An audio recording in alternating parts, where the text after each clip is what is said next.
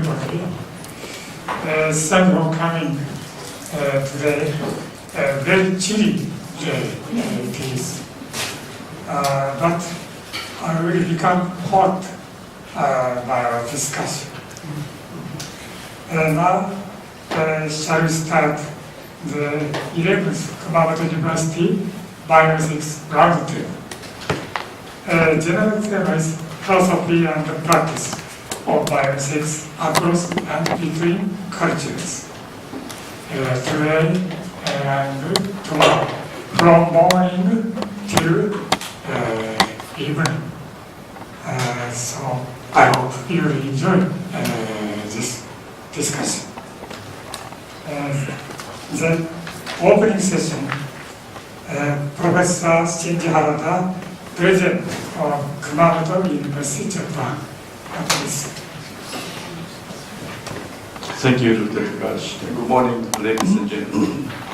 On behalf of the Kumamoto University, I would like to extend a warm welcome to the 11th Kumamoto University Bioethics Roundtable, co-hosted by the American University of Southern Nations. And it is my great pleasure to give my welcome address for this meeting. For the last 10 years, a variety of issues have been discussed in our bioethics roundtable here in Kumamoto University. This time, the topic of this meeting is philosophy and the practice of bioethics across and between cultures. And we are having 2 days seminar to discuss various topics on bioethics. Currently, the Kumamoto University has been recognized as one of the leading universities in Japan. We have been putting continuous emphasis on the research and the education to be one of the international universities. In this respect, we are required to promote interdisciplinary research and education. Since the field of the bioethics need the interdisciplinary cooperations, I hope this seminar will be productive and fruitful in terms of getting further collaborations and significant achievements. Finally, I appreciate all the invited speakers joining us, and many thanks to the organizing staff for preparing this seminar. Although we are still recovering from damages caused by 2 huge earthquakes we had last year, I wish all the participants enjoy staying in Kumamoto. Thank you for your attention.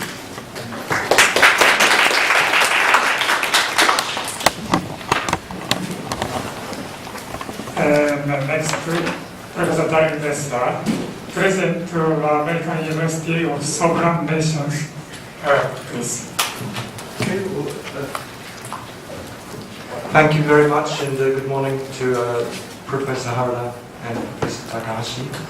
Thank you very much for hosting us again in Kumamoto University. And thank you to all our dear colleagues, old friends and new friends, to join us in what will be a very intense workshop. Over the last 11 years, there have been annual bioethics roundtables with international colleagues and colleagues from across Japan, people from different disciplines of fields of knowledge and wisdom, and are joining together to share ideas on our philosophy. Philosophy is not just intellectual nonsense, not just intellectual dialogue, but actually how can we apply philosophy? Philosophy used to be the underpinning of the decisions and the progress of our society. Where are we going in the next 10 years, in the next 100 years? Yesterday I went down to the bottom of the library here on the basement, 2nd floor, and I found a very interesting journal from 1885 of the Royal Geographical Society of Scotland. It's in your library if you've ever explored the bottom of the library.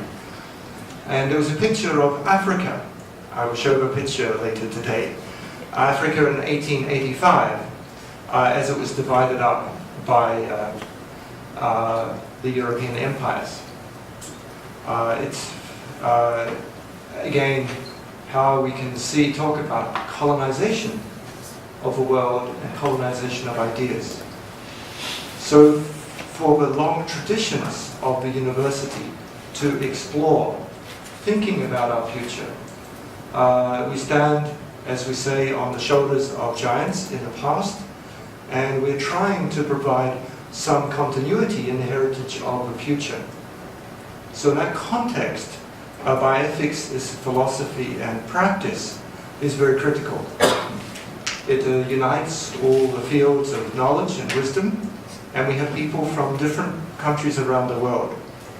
And through the last 11 years of the projects of the Kumamoto University, we've been able to explore what is bioethics in different aspects, whether it's peace, or medicine, or environment, or harmony, and what about philosophical reflection for our future that is practical.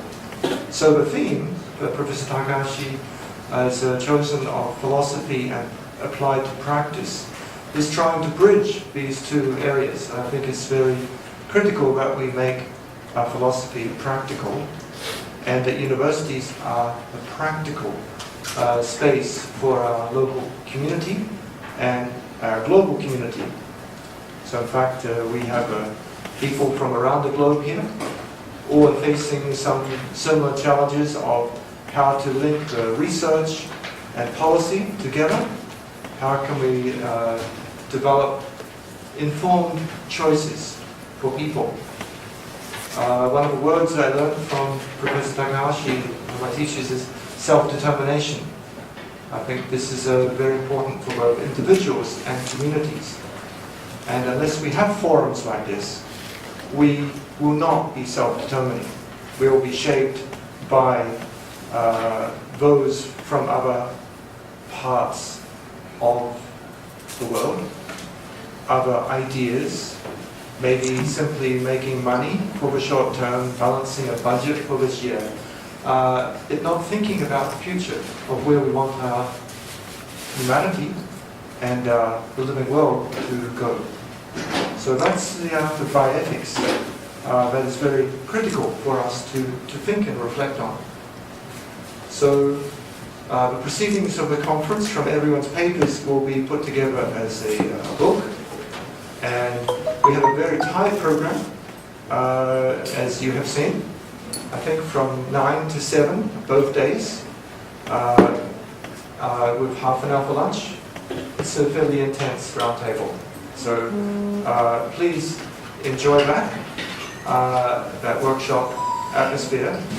And we're always, I think, informal, and we get right down to work here. But thank you so much for joining us, and thank you, Professor Takahashi, for hosting us again in Kumamoto.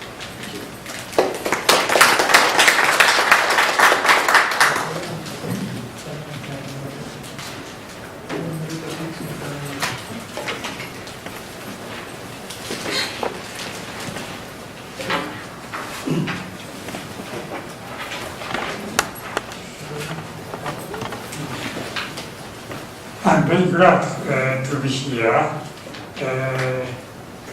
to extend a hearty welcome to all of you. It's a great honor and a privilege to greet you to the 11th Kumamoto University Bioethics Roundtable, which is co-hosted by American University of Sovereign Relations and Hero Program at Kumamoto University. Today we have presentations from 16 speakers. After the discussion, we'll hold a welcome dinner party at a Japanese restaurant. We want you to enjoy conversation and Japanese food and Japanese sake. The next day, 19 speakers will make a presentation.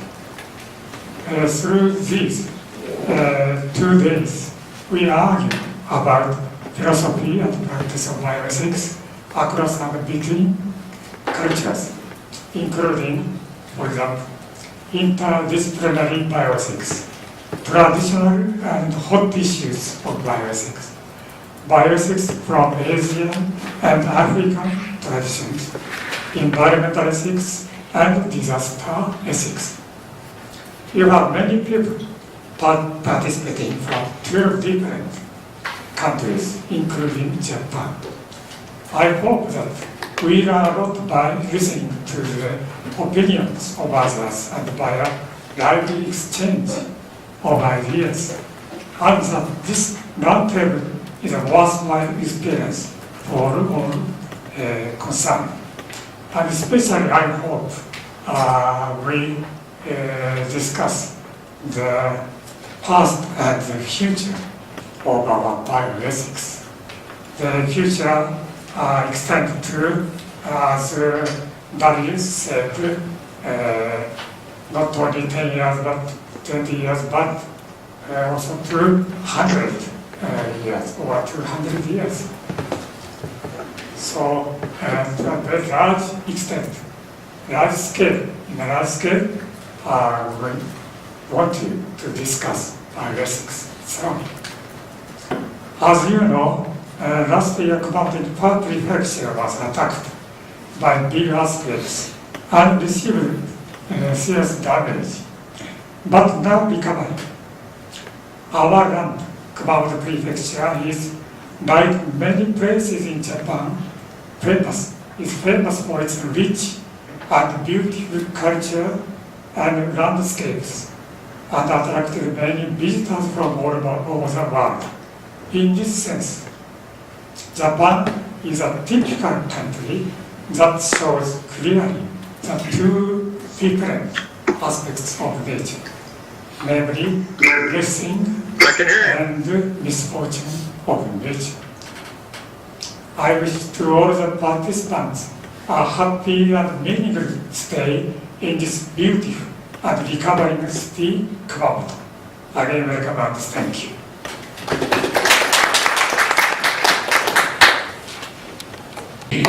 I'm Anwar Lovia from Bangladesh, Professor, Department of Philosophy, Jahangir University. I'm Chitati Umapacheni from Bangkok, Thailand, Thammasat University. Good morning, I'm Lester Veloso from the University of Ateneo de Davao, Mindanao, Philippines. Good morning, I'm Dr. Vijayumna, MD of Bharati Fertility Clinic. I'm from Chennai, India. Good morning to everybody. I'm Professor Aruna Sivagandhi, former Vice Chancellor, Mother Teresa Women's University, Kodaikanal. Good morning, Ryo Takahashi from Sendai University. Morning, Marlon from St. Paul University, Castilla. Good morning, Shatik Tan from St. Paul University, Quezon City. Good morning, everyone. It's Maya Shikshin-Sami from the University of KwaZulu-Natal in South Africa. Hello, everyone. Good morning. I'm Dr. Nusrat Fatima Chowdhury from Bangladesh. I'm a dentist and a PhD student of American University of Sovereign Nations. Thank you. Yeah, my name is Hassan Kaya. I'm from the University of KwaZulu-Natal in South Africa. Can we have the next person, please?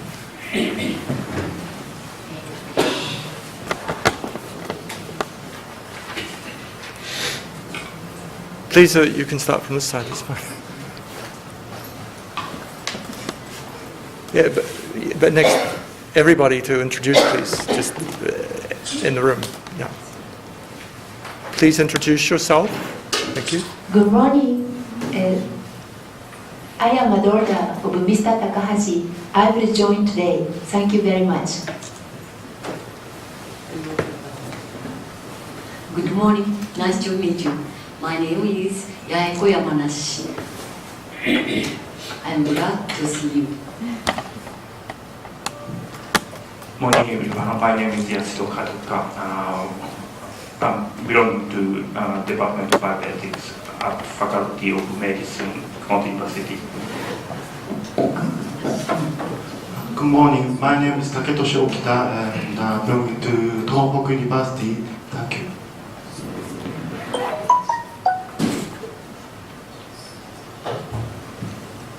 Good morning. My name is Makoto Ozaki, Emeritus Professor at Okayama Sanyo Gakuin University. Good morning, I'm Dennis Alfaro, St. Paul University, Quezon City, Philippines. Good morning, everyone. I'm Marites Fontanilla, St. Paul University, Quezon City, Philippines.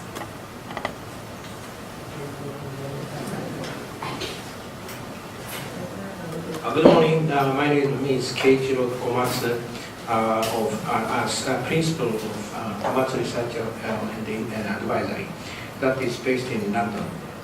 By the way, I'm Japanese national, but based in London.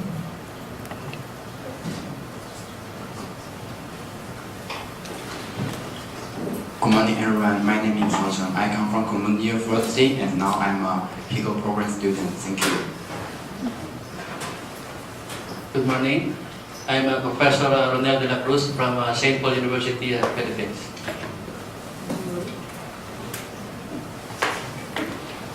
Good morning. My name is Ichiro Tanabe. I'm working at Kumamoto University and I'm working on peace and conflict. So it's very nice to see you.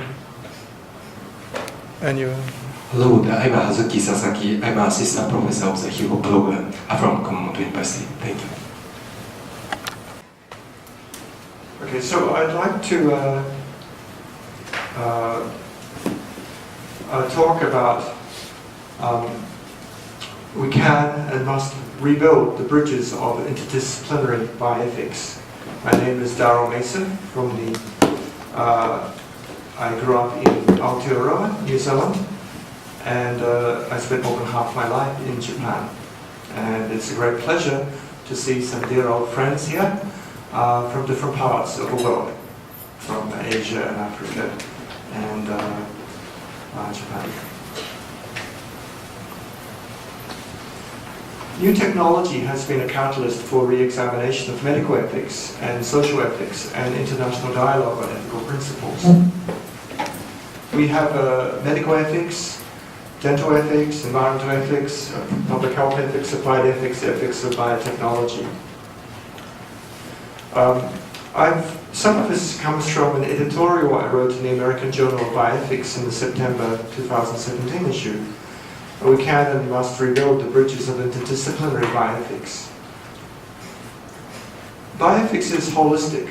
Although we can argue that bioethics is holistic and found in every culture, and is still alive among the people of many indigenous communities, as well as the postmodern ones, the academic discipline of bioethics, as interpreted by many scholars, has attempted to burn bridges to both different views as well as persons with different life trajectories and training. The bridges between different cultural and epistemological foundations of bioethics have been strained by the dominance of paradigms of principalism and the emergence of academic professions of medical bioethics. I would argue that bioethics is actually pre-human. I'd urge you to go beyond the usual boundaries of time and space, look through history and globally, and understand that bioethics, as a love of life, can be argued to be pre-human, and thus is as old or older than cultures themselves. We let organisms have a physical space, a home, work, and relationships. These are all critical for our survival. Different species are all related to each other in ecological webs, and the connections between each are through bridges. Unless we maintain these bridges, we lose homeostasis and system breaks. So this theme of one of this talk, we'll be talking a lot about bridges. Do you know bridges? 2 days ago, I was, 5 o'clock in the morning, I was at Nihonbashi. Those who come from Japan may know Nihonbashi. It's in Tokyo. It is the zero marker in the mileage from going into Tokyo. It's a very famous bridge in Japan.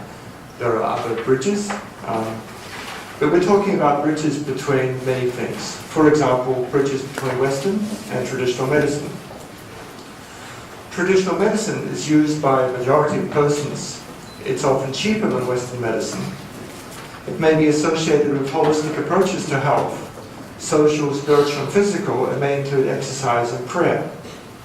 Knowledge is being lost about traditional medicine due to the dominance of pharmaceutical industry, market-driven healthcare systems, the loss of culture, the loss of land, the loss of identity. I think all knowledge should be used as evidence-based medicine, balancing risks and benefits of all forms of health. And in fact, one of the things I learned on my last trip to Durban, to South Africa, was from the idea of harvesting and growing traditional medicines, preserving the environment. And I'm looking forward to René's presentation about traditional medicine in South Africa. Bioethics includes other beings. The compartmentalization of public health ethics, bioethics, and environmental ethics is a mistake. So we see the modern tendency to compartmentalize each field. In a sort of the traditional university is becoming many specialties, each are compartments. The academic term bioethics was coined 90 years ago by Fritz Jahr in 1927 in his paper, The Bioethical Responsibilities of Human Beings to Plants and Animals. So if I ask you now, what's your responsibility to a tree outside? You should be able to answer that. This is what bioethics is trying to answer, our responsibilities to plants and animals. Order Leopold in the Sand Country Almanac and Valerie Zapata in Bioethics: A Bridge to the Future argued for the inclusion of other beings into bioethics. But in the United States, almost all bioethics scholars and departments focus on medical ethics. So if bioethics is really a bridge, it needs to be breaking boundaries between isolated spaces. And this is a theme I think we can see. Why do I say Fritz Jahr was breaking bridges? Because he was a German Protestant pastor in 1927, talking about responsibilities of human beings to plants and animals. It almost sounds like a Buddhist or a Shinto idea, but this is in the middle of German philosophy and theology, which usually was quite anthropocentric, human-centered. So we have to break the boundaries. The Universal Declaration of Bioethics and Human Rights is a bridge between cultures of the world. In 2005, all the countries in the world agreed to this declaration, and it sets out a number of principles. So one of them is protection of the environment, biosphere, and biodiversity, protecting future generations, sharing benefits, but other things like privacy and consent. So when we go to different countries now, we can talk, well, what is your concept of privacy? What is your concept of social responsibility? What is your concept of autonomy and responsibility? We don't need to question if they have it. Already the countries, it's a descriptive document, they agree they do have it. But their expressions may be different. And that's one of the lessons we've learned in the last 11 years from our dialogues, is how we can think about this. Bioethics and environmental ethics. The term bioethics has often replaced the former term medical ethics. We cannot simply blame the bioethicists for this, however, since often those in the minority field of environmental ethics stress to emphasize that it's distinct from bioethics, as they do try to mark their own turf. So each country is trying to mark their own turf, each discipline. Even more important than the name is the ideology we use, one of inclusion, and one that includes a comprehensive understanding that our individuality is a social construct. So if we have a systems approach to bioethics and public health, all public health issues are bioethics issues. But those in the field of bioethics often focus on individuals rather than systems. However, work is needed to build bridges between all these and other fields to promote a holistic understanding and approach to bioethics. We need to ensure that bioethics has a systems approach, be the system an ecosystem or a social system. It also may be timely to understand that we do not have to be isolated individuals. Whoever's listening to this, whether they're a human being, an enhanced chimera, or some artificial intelligence system that likes bioethics. Yeah, so if you create AI systems that I have linked to me love bioethics. I don't know if that's the same for your AI systems. Maybe one of the first words you'll program your telephone to say is, Siri, what's bioethics? Yeah? Maybe you can ask. And maybe you can redefine the answer. So, the bioethics, of course, goes in the future, but it also goes back. So, let's take some example.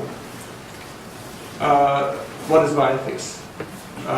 I found an interesting paper on concepts of social justice articulated in ancient value systems. So this was a paper on interviews with farmers in the Nile Delta, conducted by Odidi and Colbert. Chowdhull water wells, or fountains, sobol, are widely established in Egypt and provide both drinking and irrigation water. As they found, charity-orientated norms can safeguard water security and livelihood survival for vulnerable people and enrich the moral economy of a society. Charity is a concept found in all major religions and is a lifesaver for many vulnerable people just as much today as it was in the past. Often charity was to provide access to environmental resources. So maybe we're not used to the term the moral economy of a society. How do you think is the moral economy of your society today? Is it healthy or not so healthy? Sometimes only financial economy is emphasized and not social justice or moral economy. So taking further on water, one of the reports, books we published from when I was at UNESCO, on water ethics and water resource management, we look at different ethical issues of water ethics: human dignity and the right to water, equity, ecosystem requirements, principles of vicinity, frugality, transaction, multiple and beneficial use of water, mandatory application of quantity and quality measures, compensation and user pays, polluter pays, participation, equitable and reasonable utilization. So depending on the space we are, we may have access to water or not. Do you think there's a lot of water in Kumamoto? Was it raining yesterday? Yes? Kumamoto generally doesn't have a water problem. Yeah? Most of Japan is very fortunate. It's a lot of rain. Its agriculture, its diet, its culture are linked to the seasonality and to the water. So rice is the main staple because you need usually a good supply of water for rice. If you go to West Asia, there may not be so much water. In fact, many parts are very dry. So their food that they eat and their culture will be different. Okay. I'm living for the last 4 years in California, and the universities in Arizona. Both of these are usually rather water-stressed environments. And it's interesting that because a lot of Japanese people in California, and Koreans and Chinese, they grow rice. Japanese rice is very common. But actually, they should be growing rice in Arkansas or in other parts of the United States where there's lots of climate suited with lots of water. Because the people are there, they grow it in a dry place. It's not really sustainable. You need to grow it in a place where there is a suitable climate. Principle of vicinity. Do you have a right to the water because it's right next to you? Do you need to share it to other people? So we can think about that. So bioethics then goes back in history. There are challenges of applying historical evidence in contemporary discourse. Not least of these is that changing patterns of historical analysis that writers often use to selectively quote examples that support their present-day arguments. Although there are important methodological differences between the philosophical discourse and religions, discussions of ethical issues and values are common in religious scriptures. Modern specialization has burnt bridges in rewriting of the history of knowledge systems. So that what we read in history is very interesting, that it's often an artifact of the time. Nowadays, many students, you may be only relying on what you can find on the internet, which is the current construction of ideas according to the suppliers of information on the internet. So if you really want to look at different historical pictures, then go back and look at some magazines or journals, newspapers, books that are written at different periods in time, through different lenses. I use these lenses to look at the world. I think they're rose-colored, which is an expression to say I'm usually looking at the positive side of life.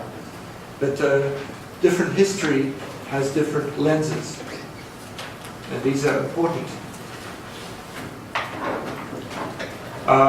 We can ask questions of bioethics like, do Eastern religions preserve nature?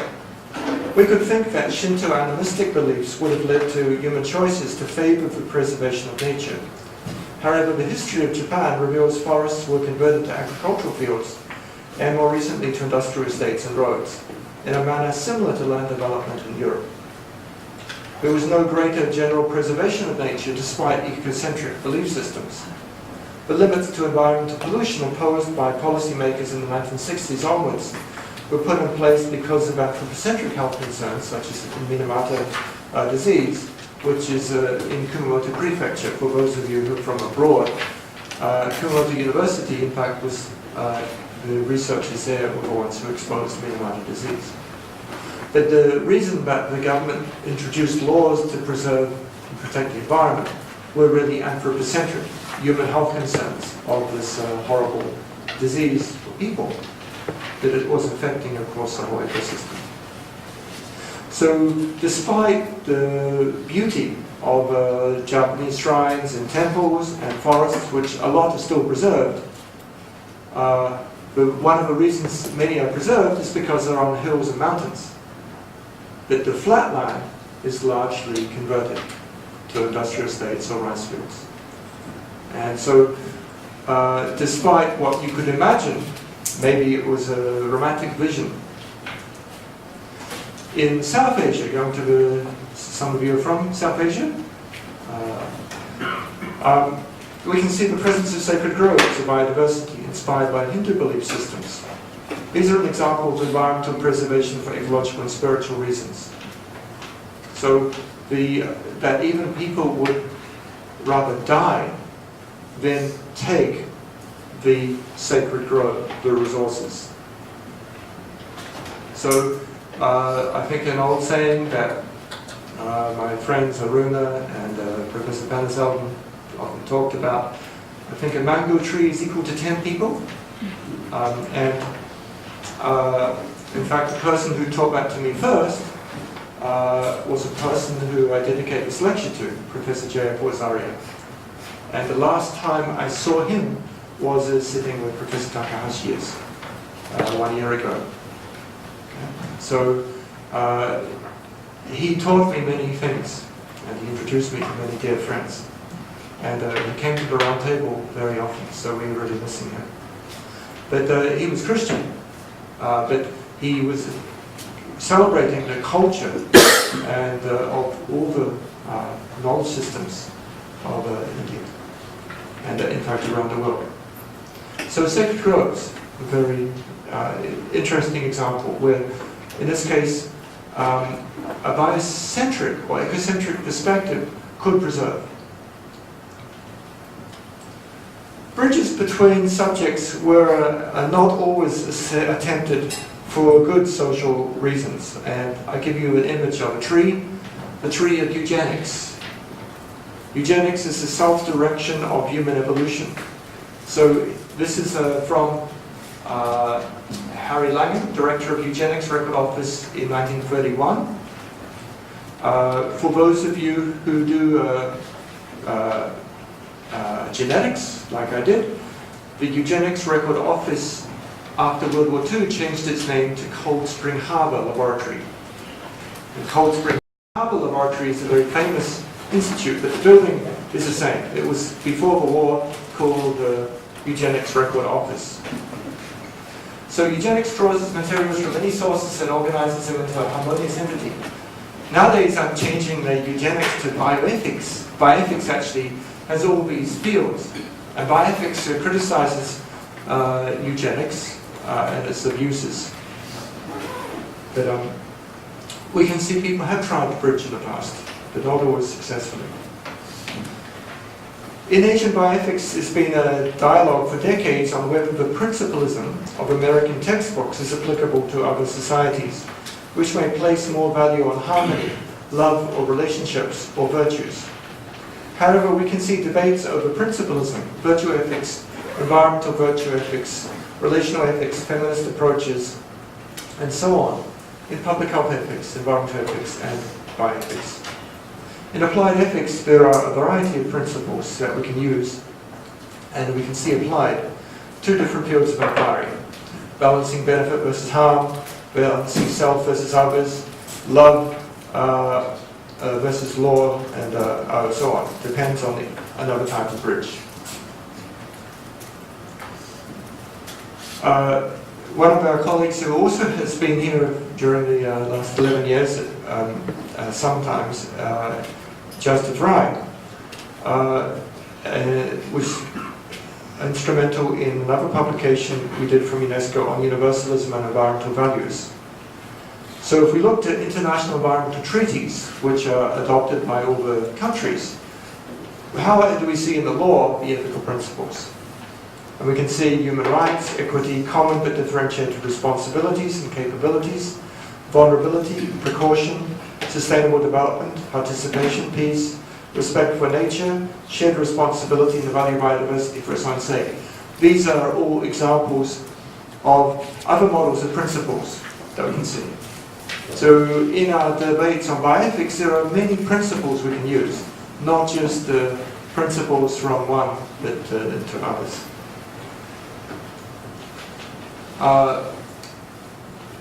I live in Los Angeles now, and the ancestral people of Los Angeles are the Chumash people. And this is from one of the chiefs. Indigenous culture has also looked at the values post-colonization. So Waya argues that people learn three basic laws firsthand: limitation, moderation, and compensation. All indigenous cultures argue that relationships between each other and nature were articulated in value systems before colonization of the past centuries. And we can see that in cases where there is written records. The fact that they were close relationships of place and space in nature made the crime of taking lands from these people during colonization / invasions and the failure to return the land to them today even more unethical. So it's another model of principles. There have been numerous health impacts in indigenous communities, also linked to changes in food, water, and environmental issues. So all aspects of bioethics, public health, and environment are intertwined, and colonization has affected this. For example, the dependency on modern Western industrialized food has direct links to diabetes, obesity, and low self-esteem. Interdependence. There are many fruitful examples that can and should be used in education to show the interdependence between health and the environment. Okay. Can we call this knowledge? And so one example is in our doctoral program in American University of Sovereign Nations, a PhD in Bioethics, Sustainability, and Global Public Health. We started this 2 years ago, and the idea is to bridge these fields of knowledge together.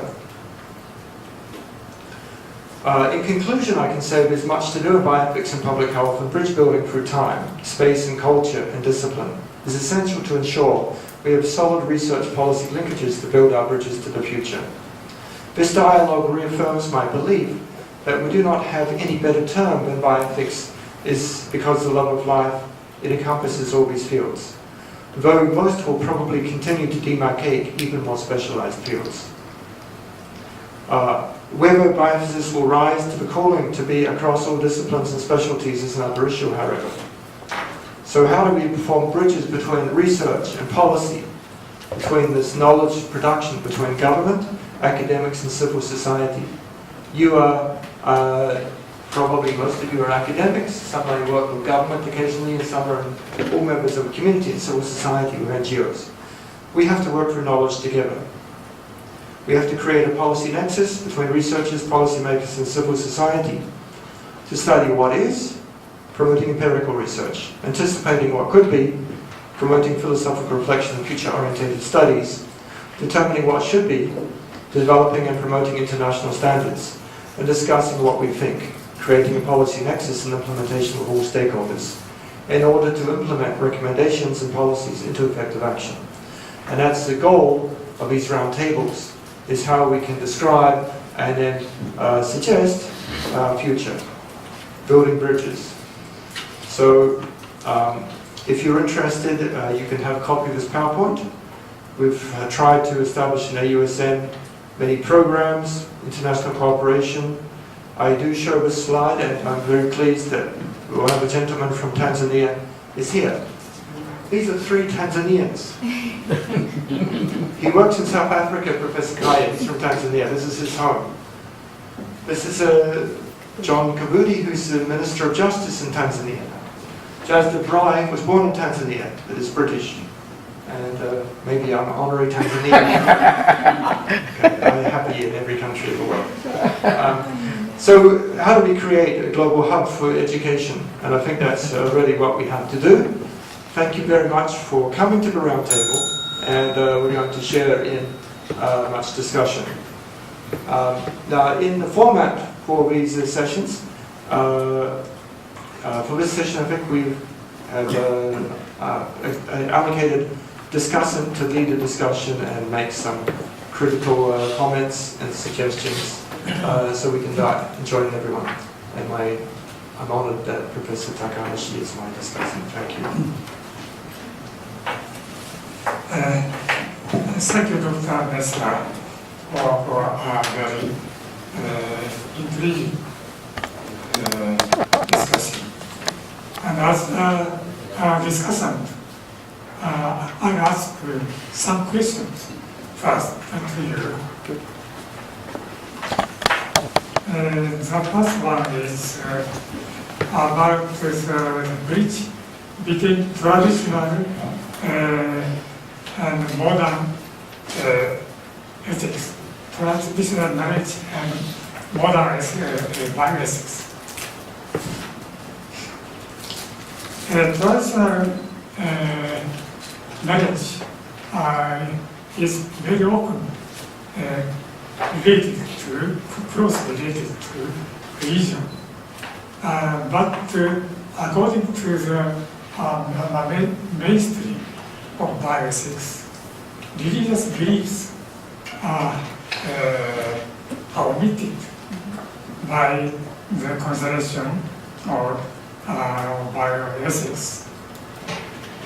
So the first question is, in your idea, what is the relationship between bioethics and traditional knowledge and religion? Thank you. I think religions have tried to look at our values, and bioethics tries to look at help us make decisions about questions of value. So they will be intertwined. Now, some people claim they do not have a religion, though I would say that's still probably a religion. It's a value system. So I think maybe the biggest distinction is religion used to focus a lot on moral education, on telling people what is good and what is not good to do. Whereas bioethics focus on the ethics of thinking about how we would make decisions and what principles we should use to make decisions, and that would be ethics. But if I go back to religions, through religious parables and principles, we also have a type of religion where, a traditional religion where you can think of the principles and different ways of thinking. You have stories. Yesterday, in fact, Professor Panselva talked about different incarnations of gods, and some were good examples for this, and some are not good examples for that. So we can pick again in different traditions of these, characters. So in that way, we can use it. But I think the problem has been reducing value systems to simple moral questions of this is right or that's wrong. And maybe that's a legalistic model of religion. Whereas the value systems of discussion and dialogue within any value system, including any religion, this is what we're doing at Bioethics. We discuss principles, stories, cases, consequences, and so I think Bioethics is probably the more complex view, that we can find that tendency in narrative approaches to traditional knowledge, where we talk about the stories and where we don't have a dogmatism that is sometimes. So maybe the dogmatism is the problem. I don't know what you think about that in your opinion as well. Thank you. The second question is concerned with the bridge between bioethics and environmental ethics. Because environmental ethics in the narrower sense is divided into anthropocentric and non-anthropocentric. And non-anthropocentric environmental ethics has been a little dominant in that field. But bioethics, the principle of the bioethics is not a non-anthropocentric, but anthropocentric and modern style of the principles it has.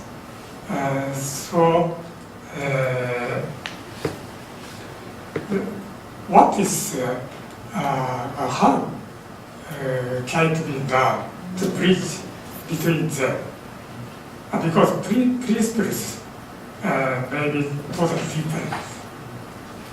I think this is a very common tendency in the bioethics dialogue, and it's one of the things that you read in my paper that is right, that people are focusing on anthropocentric or medical bioethics. But I believe it's an artifact. Why do I think that? Well, so I am Daryl. This is me. There are more cells in my body that are not human cells than human cells. Okay? The total number of cells in your body, more microorganism cells than human cells.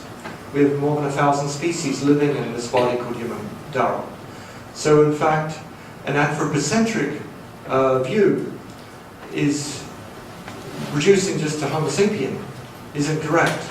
Now it could still be individual identity, that whatever you call yourself, Takao or Daryl, we are individuals, but that is reductionist. We're actually an ecosystem in our own right. And in terms of the relationships, we can see, I think, in other organisms, not only human beings as well. Other organisms need to think about justice, relationships to others, survival is part of the evolution, is part of the social relationships. So human beings are just one of the many species, and maybe when we talk to chimpanzees will think chimpocentric, okay? Or pancentric, depending on the genus name. And maybe trees will be maple-centric or oak-centric. And maybe dogs will be dog-centric for the bioethics for dogs. But the bioethics that we want to be global and holistic needs to be, I think, across this. And then we have another challenge, which is, again, links to the first question.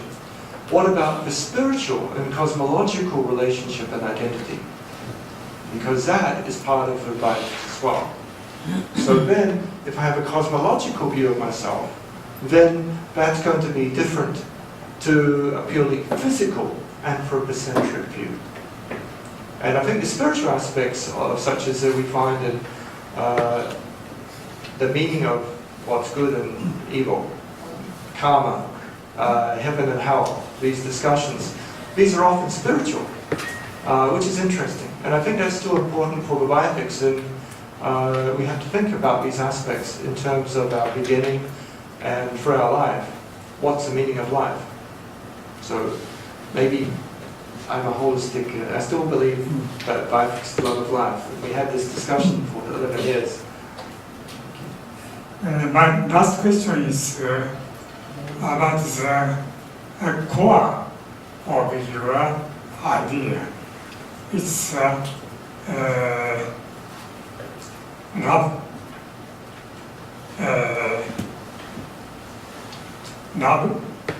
principle.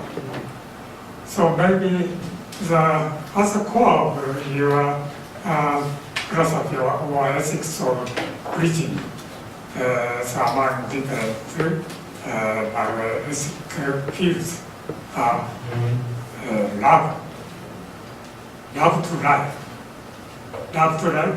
but you didn't tell about it in detail in this presentation. So I want to know about it from more detail. Yeah, so I think the core is both words are equally important. Love of life. Life is the core and love of the core. And I don't think it's a principle. I think it is simply love and life. So I don't, in this sense, as we've discussed, I think each time I think more, but I think it's not a principle. A principle is something different. So it's an energy, it's a way of being, the mere existence, love of life. So that is both important, life itself. But the challenge, of course, is that AI systems, there'll be different form of life, but it's still life. It's going to be interesting. But I would still say love of life can apply for non-biological systems which can become alive. That's going to be, I think, interesting for our future as well. But the core concept of the love of life is not concrete, so abstract.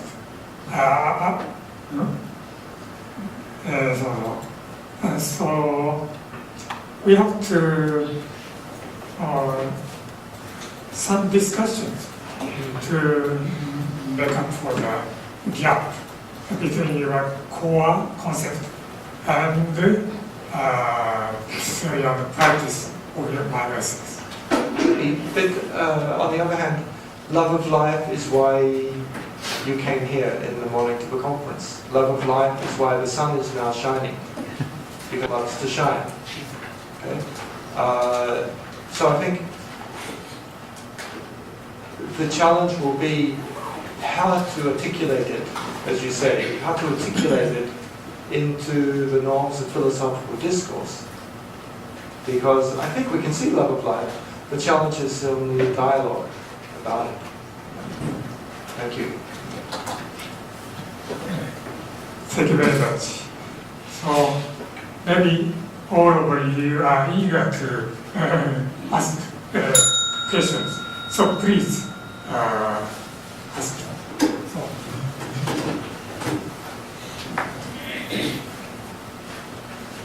Good morning, Professor Mason. I think it is obvious that the cultural divide is something that we can easily address. My concern is, however, the political, even the moral divide with respect to how politics is to merge with the bioethical issues, given the fact that we have communitarian cultures, and in the West you have a liberal culture. There is, in this sense, a tension between, and as regard to how governments would address crucial bioethical issues. How will bioethics in this regard address these political challenges, which can also affect life and how people live in terms of their basic well-being? Thank you. I think between cultures we can see examples of communitarian cultures and individualistic cultures in both East and West and North and South. We can find, and in fact, often older people will talk about the younger generation, saying the younger generation are all selfish and thinking too much of themselves. This is a common complaint that you may have to your children and that your parents had to you. The same. So it's an intergenerational issue. How we develop political systems is, I think, a big challenge, because a libertarian approach would say that you should not prevent me from doing anything if I'm not going to harm anybody else. And that seems quite reasonable. A utilitarian approach would say you think about the consequences of what you're doing, and therefore you can think about benefits and harms in terms of a larger group.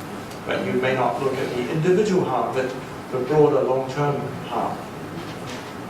So I think these two approaches are important, and this idea of harming people means you protect individual rights or human rights. And so I think that's a core of our accepted political discourse nowadays, that we have different countries doing different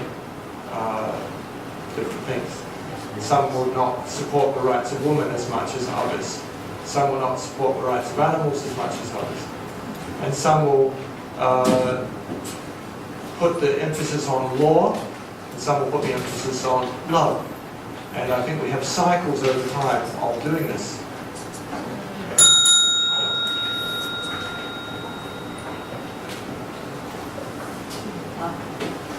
Dr. Dan, I would like to request you to expand love of life, where you will expand it to sunshine, you were mentioning, and you can also expand it to all forms of life when you mention microorganisms, and you can also include animals, everything in your discussion. Because I have read your book, but if you're going to expand and explain, I think everyone will be happy to know what's your idea and what is bioethics when it talks about all forms of life and love for life. Thank you. Okay, so it's love, in fact, love of life. So it means living organisms want to live. Okay, so that's one thing. They want to live. And at the start of that book I wrote about E. coli, the bacteria moving towards food, just because that's love of life. The same as your love to express your academic desire. The same as your love to be here tomorrow, to come to Japan, to enjoy to play chess, to enjoy to be playing soccer, to enjoy to buy the clothes in the shop. Okay? There's a workshop. You have shopping as well as the workshop. Is that right? Except we have no time. The shops will be closed when we finish our workshop. But all of us are love of life. And all the creatures enjoy and want to live. But I try to distinguish self-love, love of others, loving life, and loving good as the so-called principles that Professor Takahashi was asked to elaborate on.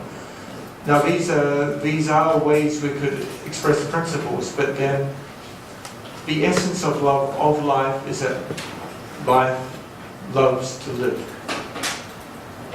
love to be, love to do things, to do good. So I think that's the essence. It's an active thing as well as so hopefully that expands a little. Otherwise it would take all the day to talk about. Thank you for your question. Okay, Asami, thank you. Yeah, thank you, Derek. I mean, my question is just building on what the other colleagues pointed out.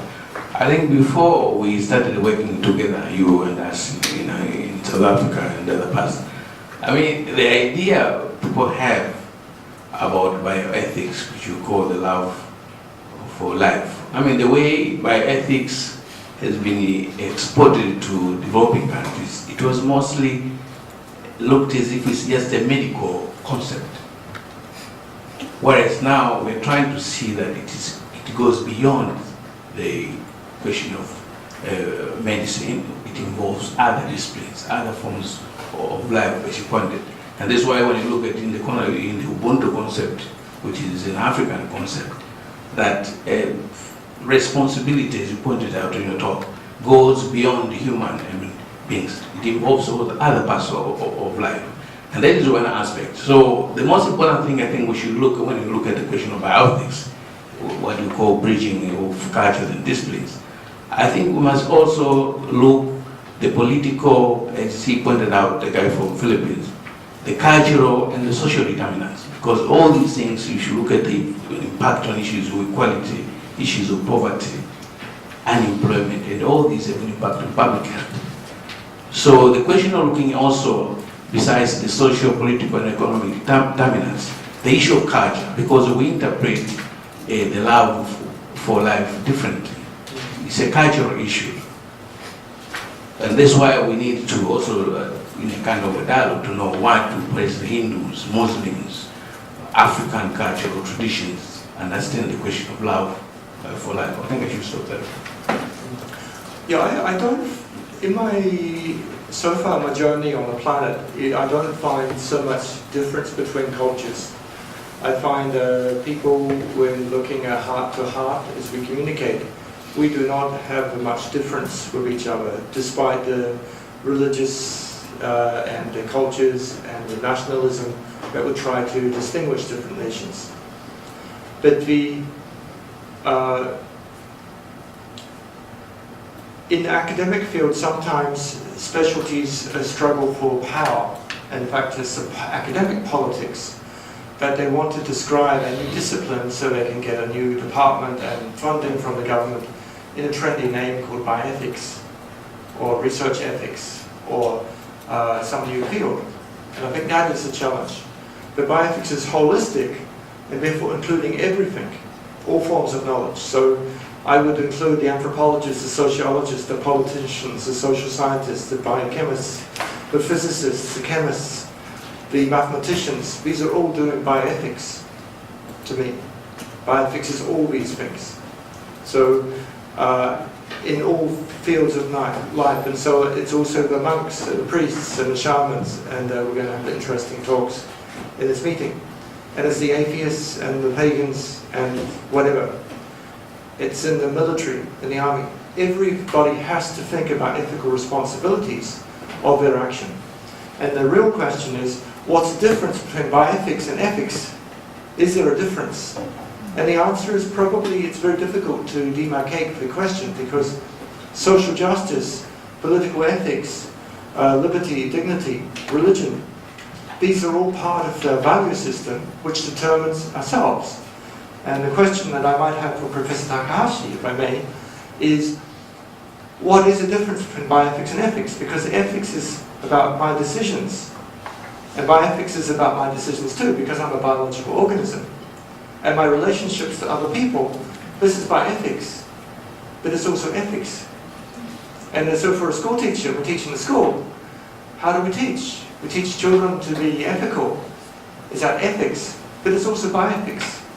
It's also political ethics. So I think that is really the question. And then so in the end it becomes very broad.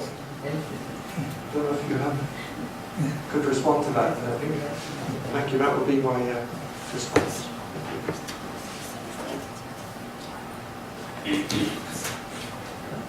Thank you. Thank you.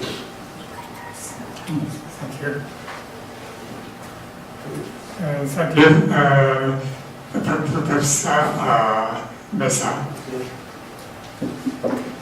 Thank you.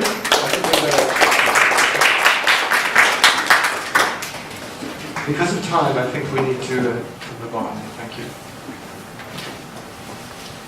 So I'll answer questions later. Yes.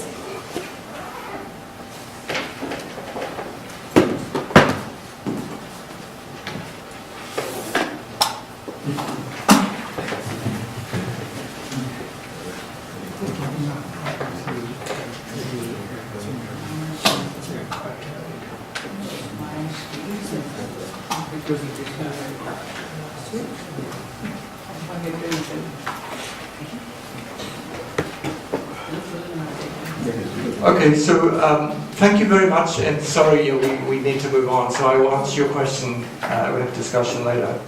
A great pleasure to introduce Professor Mayashi from South Africa, and she'll talk about the challenges of African traditional medical practice. Thank you. Very good morning, ladies and gentlemen. Thank you for having us and hosting us at this 11th Bioethics Roundtable. As we introduced ourselves earlier, I am Mayashi Chinsame from the Center of Indigenous Knowledge Systems based in Durban, South Africa. We fall under the ambit of the National Government Department of Science and Technology. They are co-sponsors with the National Research Foundation. Our mandate at the center is to preserve, protect, and promote indigenous knowledge systems in the country. And we do this through research, postgraduate training, and knowledge brokerage. And it is our pleasure to be here with our discussion of indigenous knowledge systems and its relationship with bioethics between and across cultures. Today our paper is on the ethical challenges that face African traditional medicine in South Africa.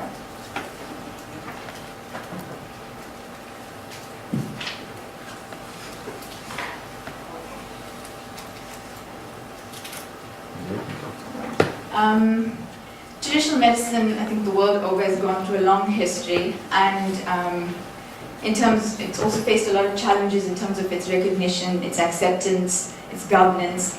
And I think it's broadly defined, and I think just putting it up here as the sum total of the knowledge, the practices, the skills that are based on theories, experiences, and belief systems of cultures across the world. And whether we're able to explain it or not, these alternative healthcare systems are able to maintain our health, and they're also there to prevent or be able to diagnose our health status and improve it as well. The traditional medicine landscape in South Africa can be characterized by both herbal and spiritual healing systems. I think we're all familiar, or we should be familiar with herbal systems. It's fairly ancient, and allopathic medicine has managed to draw from these herbal systems with some of its greatest successes as well. And spiritual healing, as we've heard earlier today, refers to spiritual energies of both the practitioner and the patient, and that is something very central to our African traditional medicine, where you have the spiritual energy of the practitioner being very much present when he is consulting with the patient. If we also go back to the history of traditional medicine, research has shown, and Prof. Mesa has already alluded to the fact that it is fairly common and predominant in many countries and cultures, and that is not any different in South Africa.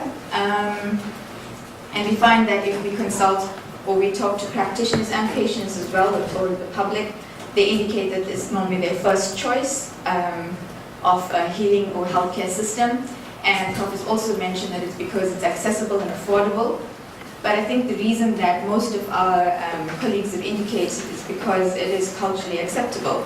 So I'd rather see my traditional healer first before I go to the GP. The presentation today argues that while, yes, we find that traditional medicine in South Africa is fairly common, it's a dominant healthcare system, even though it's not formalized or integrated as yet, it still faces, and it shows a lot of community benefits. It still has or faces a lot of challenges, and we make particular reference to the advertising challenges that it faces in its contemporary practice, and we present some of our arguments and expand on them as well. So some of the critical bioethical contestations in African traditional medical practice in South Africa.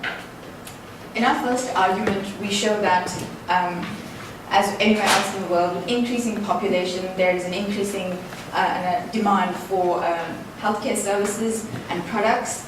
And unfortunately, again, the situation with conventional allopathic healthcare is that it's not able to meet that demand. So you find unscrupulous, false practitioners who tend to exploit this gap by using, unethical advertising practices to lure and vulnerable patients or persons that are not aware and abuse the patients in the same instance.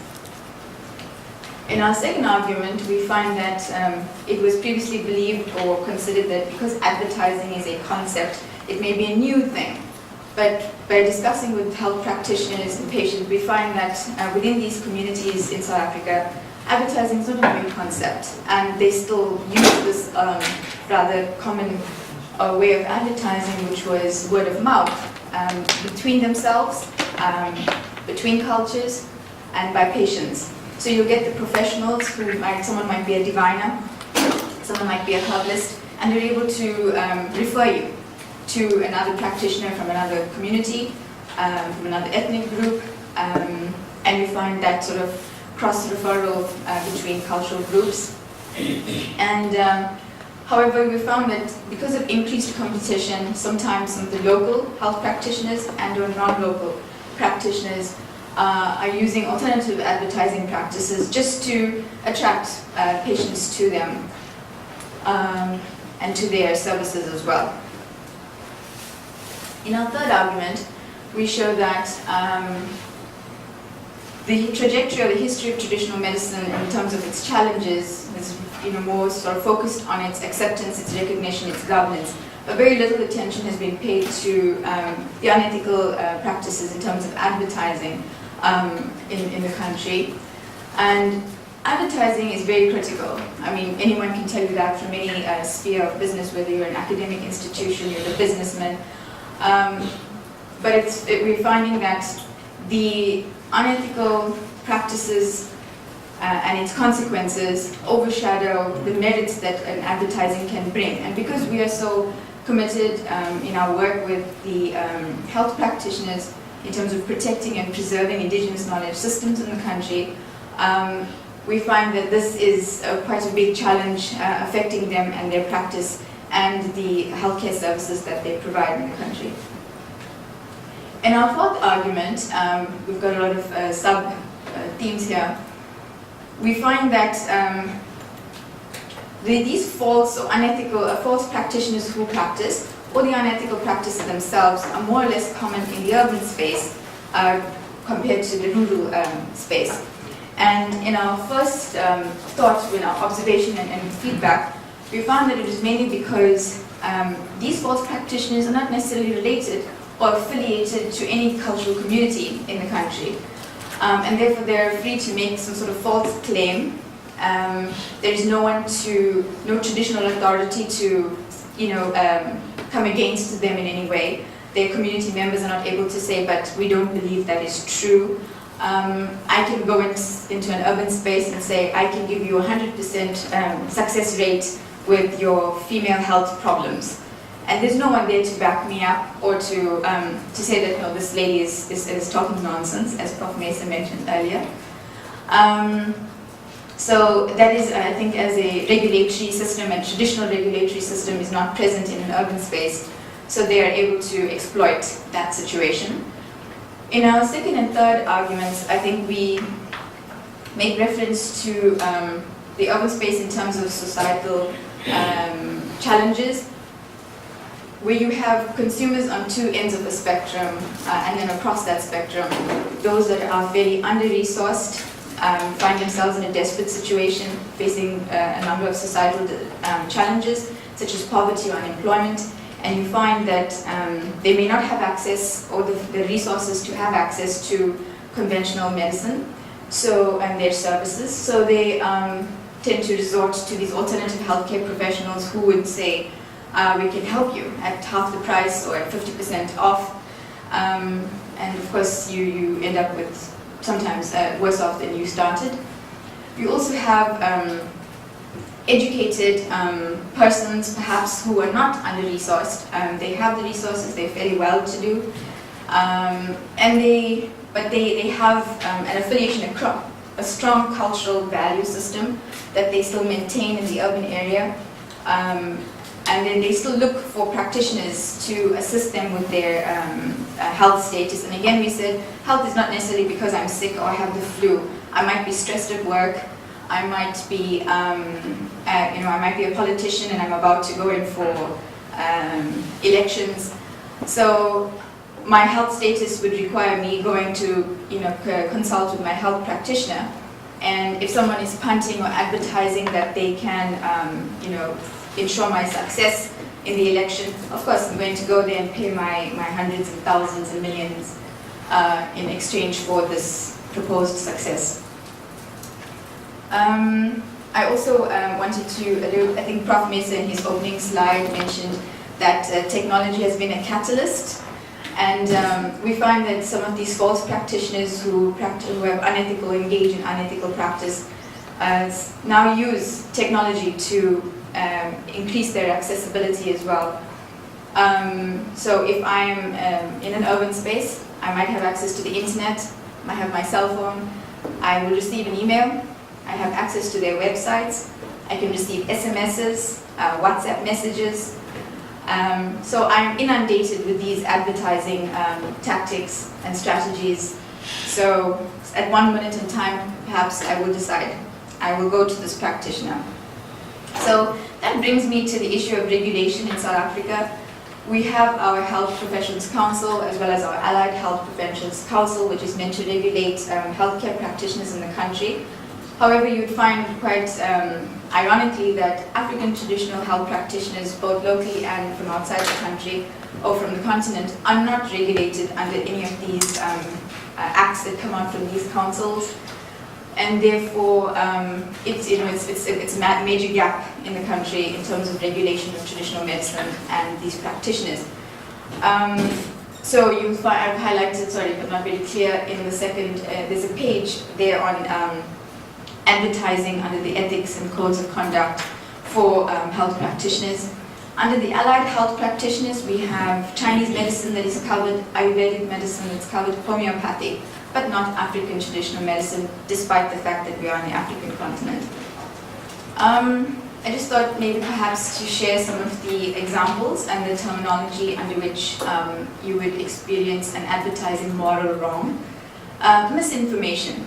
I can come up one day and say, I am Professor Dr. King or Queen Mayashri, and people will become attracted to that because they see me as a sense or a sign of authority in a certain field. And they will not, think that I'm false. There's also exaggerated competence, saying that I'm able to cure you of HIV or cure your diabetes. And no one is there to say, yes, I actually do have the knowledge or the competence to do that or to achieve that. A false guarantee, saying that within 5 days your problem will be gone, 100% gone, permanent results. And then there's false testimonials. When you trace back some of the testimonials that will appear on an advert, the person either doesn't exist or they're in some place that you'll not have access to, so it's someone in an area that's too far away. And there's also the use of claiming that the particular medicine is sourced from a certain area or prominent landmarks or sacred spaces, just again to play on vulnerability, to instill some sort of confidence in the patient that this is a legitimate medicine. I've used a few examples just to highlight this, and this is just one format or platform in which medicine is advertised in the country and in the region at large. So you can get a flyer at the traffic light, you stop with your car, you get a flyer, it's stuck on walls.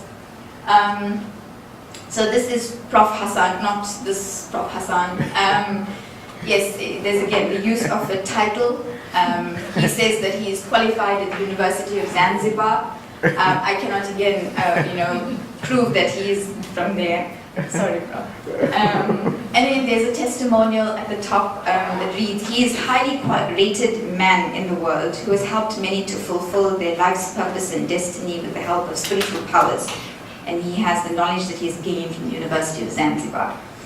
And he promises you a lot of success. And he is readily available on a cell phone.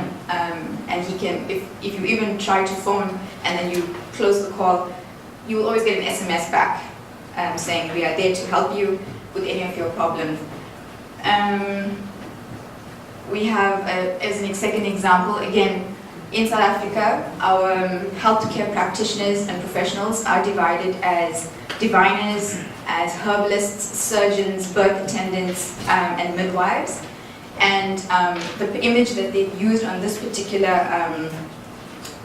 flyer is on the top left. It's a lady. She's a sangoma. It's meant to be a sangoma, a diviner, someone that can speak with your ancestors.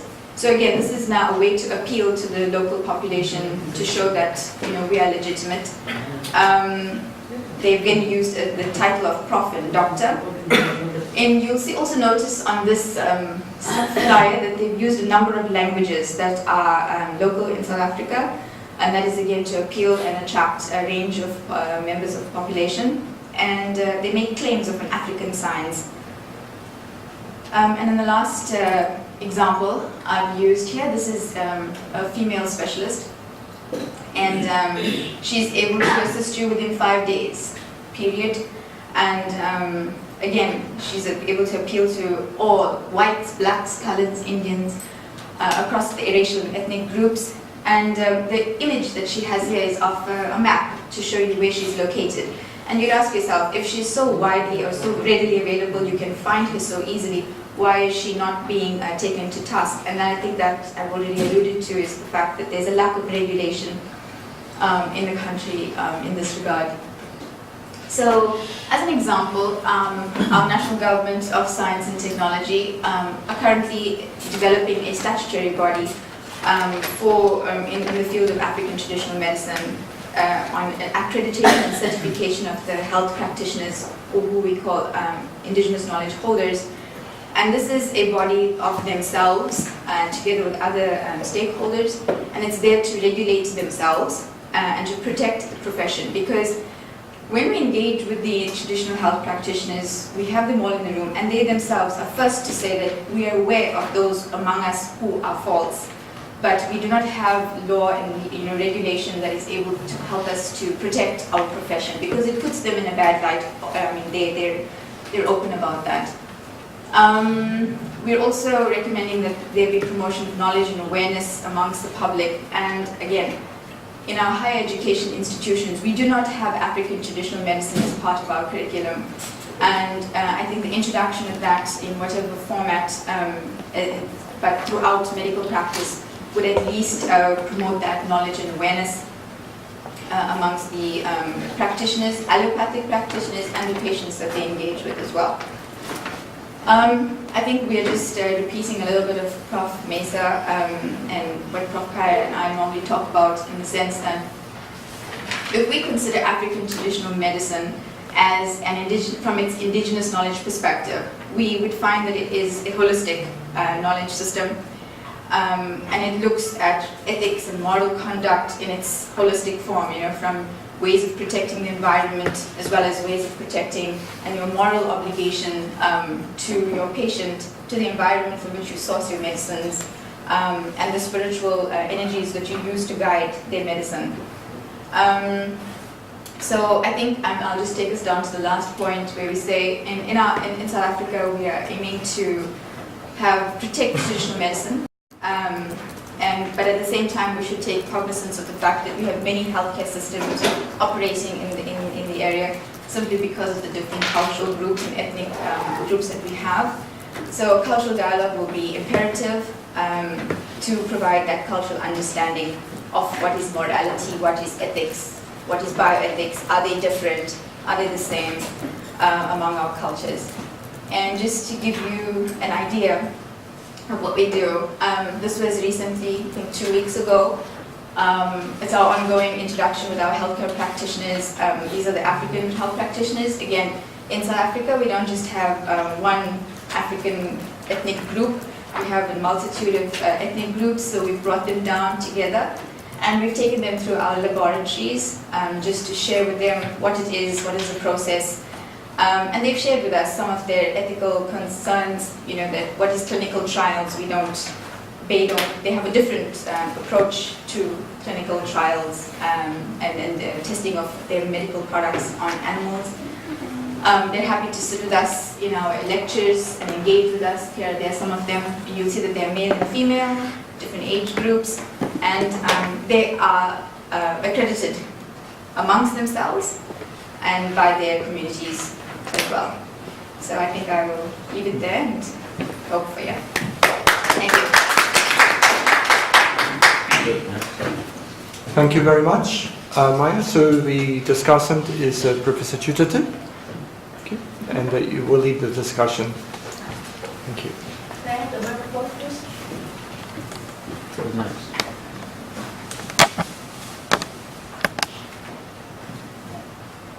Thank you very much for your presentation. Any questions? Please, go ahead. Reda? I think your presentation was very much within the area of medical ethics, because you have these professionals that claim, for example, to be able to treat somebody while they're not qualified or while what they promise cannot be actually achieved. So, for example, you mentioned sometimes they talk about a treatment that they want to do, but they are not expert enough to do it. But what I want to say is there are limits for a lot of these treatments. For example, HIV cannot be treated no matter how expert you are. Or there was a large meta-analysis of homeopathy that said, it's no better than placebo. So if you define what are the limits, you shouldn't try to treat cancer with a herbal medicine. You shouldn't do that. And I think that's a big issue. I had a student from Africa who was a medical doctor. He was from Malawi, and he had become HIV positive, and he refused to take medical treatment, saying that he would rely on herbal treatment. And I was shocked to see that, So I think we need to teach the limits. Serious disease requires evidence-based, medicine. Okay, I'll give Prof a chance in 2 seconds. All right, maybe the presentation, just to give an idea. African traditional medicine and the practitioners that we work with are not the ones that are making these claims. These claims are being made by false practitioners, people that are not being accepted within their communities, and so that is the first part. The second point is when you make a reference to, say, for example, HIV and the use of herbal medicine or cancers, and the use of herbal medicines to deal with this particular, and then we must think about limits regarding the treatment of these diseases. It brings us back to the philosophy of African traditional medicine.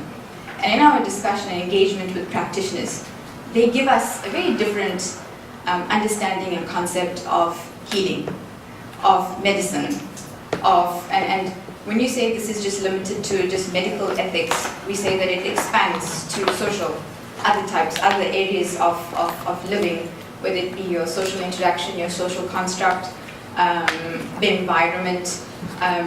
So a health practitioner will tell you, if I go and harm this plant, I've cut it off, this is a tree, I've demolished this tree in order to take some sort of herbal medicine to treat a patient. The patient will not be cured, will not be healed, will not be treated because I've hurt or harmed this tree. And they do not use words like curing. They use preventative medicine, and they're able to treat. So in terms of limits, they have all of those incorporated in their practice. They are very much aware of how medicine, and because it's an ancient medical practice, one. And you'd find if the argument is that these traditional medicines can kill people because people are not aware, they themselves say yes, we believe that because there are false practitioners that are misleading people. But us who are authentic, legitimate practitioners, where we know based on experience how the medicine has evolved and how the circumstances and situations in the country have evolved, we've adapted, we've evolved, and we know that the medicine is there to treat and or prevent. So there are many rituals and ceremonies that they would conduct in order to prevent a certain disease state. But of course, HIV and things are prominent and prevalent in the country. And it's because of a lot of social issues that people now face. And they are finding new ways of treating, again, knowing that there's a limit they cannot say. But they do not recognize HIV. That's another topic for discussion at another day. But they do not recognize HIV as HIV. They don't call it HIV, but in Zulu. They call it something else, and it's based on their understanding of the disease. They don't call cancer by cancer in Zulu. They call it by something else, and it's based on the affliction on the body, based on their philosophy, based on their understanding. And again, that knowledge doesn't come from him as an individual. It also comes from their ancestral in spirits. And they'll tell you, two people will have the same disease, certain cancer. But their situation, their scenario, and how they came to be in this world in the first place, and their current scenario and circumstances in their life, and where their future is headed based on their ancestral spirits, will tell you that the cancer is not necessarily the same, and their treatment may not necessarily be the same. So those are a lot of other sorts of discussions. Us just reducing HIV to HIV based on our current and allopathic understanding means that we are removing or reducing and ignoring their understanding and philosophy behind the disease state. I give Prof quickly some idea. Yeah, I think I just want to build on what Mahashiri says. I mean, the question of, that's why the issue of culture is very important in the sense that, and language, because the way you say that, there is a limit to particular diseases in terms of cure or treatment, that is a cultural understanding. Most of the traditional healers, I don't know in other countries, but in Africa, they have that idea that the concept of HIV/AIDS does not exist in the African interpretation, and it's not a new thing. That the disease or the symptoms of it have been existing for years. This question of calling HIV/AIDS is a Western concept, and the understanding that it cannot be treated is also a Western concept. And most of the majority of the people live in the culture of that environment. So the way you put it is the way you understand it, not the way people understand it. And that's why these cultural dialogues of bridging gaps, as they recall it, are very important, because you bring the way you understand it. I don't know where you are trained from, but the way they grow up in society, the way they interact, and some people take advantage of that to advertise the way they want and make money out of it. Thank you. Any more questions? Yes. Oh, yeah. I would like to ask you a question. In most of the countries in the world and different cultures, they all adopt what you call traditional medicine.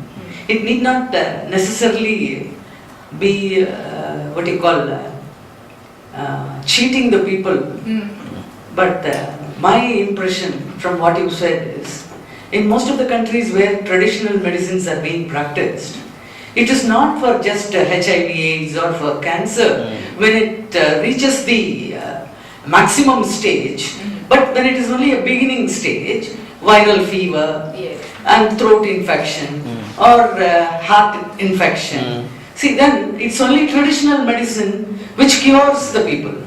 Even HIV, if it is going to be only, say, what you call some sexual diseases at the beginning stage, and even if it is going to be cancer, if it is going to be at the beginning stage, if they detect it and if they are going to give what you call herbal medicines, I think that is good in my opinion, because as far as India is concerned, and here we have one lady who is a Siddha Ayurvedic and Siddha medical doctor, we believe in such doctors because they are able to cure even the viral fever, even the dengue fever, whatever, or infection of all types of organs. They are able to cure with the traditional medicine. Yeah, it's true. You don't allow any disease to go to the maximum. Yeah. Only then you have to depend on allopathy. Because she gave us an interview in TV when she was telling that you start with the herbal medicine and then you combine it with allopathy. Don't depend on allopathy, don't depend on the Western medicine directly. We all appreciated the way that she gave. But from what you say, you are criticizing your own country. No, I think that is a very good criticism, and I think that is what we're trying to explain, that the challenges that face African traditional medicine in the country is this unethical advertising. The unethical advertising, the false practitioners in the country are what are creating an impression, are creating the scenario, creating that, a perspective that traditional medicine is bad in South Africa, when actually the legitimate practitioners are now suffering because people are just being flooded with this nonsense, and we have this impression that things are bad. Just one other point, for example, if I say two people go to take a blood test, and our results get mixed up, and then I get my results saying, oh, I am HIV. I will be stressed, I will get sick. I will get sick. And the person who's gone home with his results, I am healthy, he will be fine. But actually our results were mixed. And it is because of that mental condition sometimes. And that's why you're saying there's a sense of, what did you say, placebo effect. It's not a placebo effect. It is sometimes just sitting and talking to your practitioner, your consult, when you consult, you feel better. You take the medicine and you believe, it is a belief that I am going to feel better. And then that is how you heal. And our African traditional health practitioners always tell you, prevention, prevention, prevention. They try to prevent from daily life, daily living, food that you eat, rituals. When you are a baby, you must do this. When you are 6 years old, we just give you the medicine. It doesn't mean just because you're sick, you should be taking medicine. You are taking medicine daily, almost, through food, through rituals, through ceremonies, and so on and so forth. So our presentation is to show that traditional medicine is facing a challenge because of false practitioners and false claims, when actually, in fact, the real legitimate practitioners are being impacted on negatively. All right. It's okay, Okay. One more question. Yeah. Yes, Professor. Thank you very much for your presentation. I see there is always a conflict between the traditional medical practitioner and the Western practitioner or the allopathy practitioners. So how actually you are trying to resolve this? Because most of the time the Western medical practitioners, they are not ready to accept it. Though there is a remedy which is very much available in traditional methods. So how do you try to resolve that? And secondly, I want to know whether, because there is always a cultural bond between Tamil Nadu and South Africa, whether you have been very much influenced by our traditional methods like Siddha or Ayurvedic. Okay. Two points. So the first one was, how do we bring conventional allopathic medicine and traditional medicine together? And I think that is perhaps why I gave the example of our department, National Department of Science and Technology, as well as the government at large. We've started to integrate and recognize, the first step is to recognize African traditional medicine exists as an alternative healthcare system. And then now is the different government departments trying to bring it under regulation to develop statutory bodies. But we didn't want to do it from a top-down. I think the idea is to do it from bottom-up. So that statutory body is majority made up of the health practitioners themselves. And so we have these health practitioners that have their own schools, they have their own nurseries, their own pharmacies. So to have those accredited and certified, so if anyone goes through that school, you come out with a qualifications level that you can go and enter in any other higher education institution. But that's still at its infancy stage, but that is, we're starting to do it slowly so that we get it right the first time. But it is these healthcare practitioners themselves that are able to tell you, I know that that lady there, she claims to be a reproductive specialist, a mental health specialist. We do not know of her because they accredit themselves. You first level, second level, third level, fourth level, how many years of experience, how many patients you've had, how many referrals you've had. So they're able to accredit themselves in that way. And then certification is of course based on the conventional or formal system as well. So that relationship, I will give Prof, he'll give you more insight. He's been part of that, that process. And then the part about influence of other healthcare systems in South Africa, like I said, the Allied Health Professions Council covers Chinese medicine, Ayurvedic medicine, Sunni, Siddhar medicine. I think they've worked a lot with Ayush Institute as well. We have a lot of people, postdoctoral researchers from the subcontinent as well that are in South Africa at higher education institutions that are doing research on not African traditional medicine but on Ayurvedic medicine or other forms of Indian medicine. So yeah, I think, and it's about having that cross-cultural. We have South Africans doing medicine, other healthcare systems, and the other way around. We have Indian people from India doing African traditional medicine research. So that integration is there. I just give Prof 2 minutes quickly. Yeah, I think another important thing, for a long time there's been a suspicion between the traditional medicine and some of the pharmaceutical industry and the conventional medicine. But what we've done over the years is to bring the two groups together with a number of meetings whereby we brought traditional healers from different cultures and the pharmaceutical industry and students from medicine, whatever, coming together. For instance, last year we brought the University of Nottingham, the School of Pharmacy. We went there and they came, but before we went to Nottingham, we had a meeting with our traditional healers to air their own concern.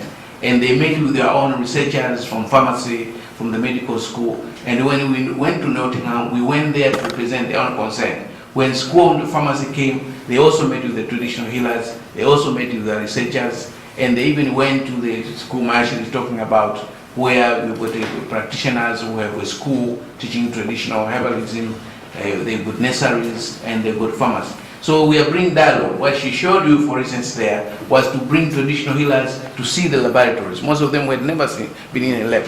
So they went to the laboratory to see how research in HIV, in tuberculosis that is done, interacting with the students, researchers, and interacting with researchers. So there was they're coming together to remove the suspicion which they had in the old days. And there are so many activities. For instance, we are trying to bring the lab into the community and the community into the lab, whereby those who are running those schools of herbalism, they would like their medicines to be affirmed through research in the lab. So there is a slow process whereby the two knowledge systems come together and understand and find areas where they can do research and promote public health care together. Thank you. Stop there.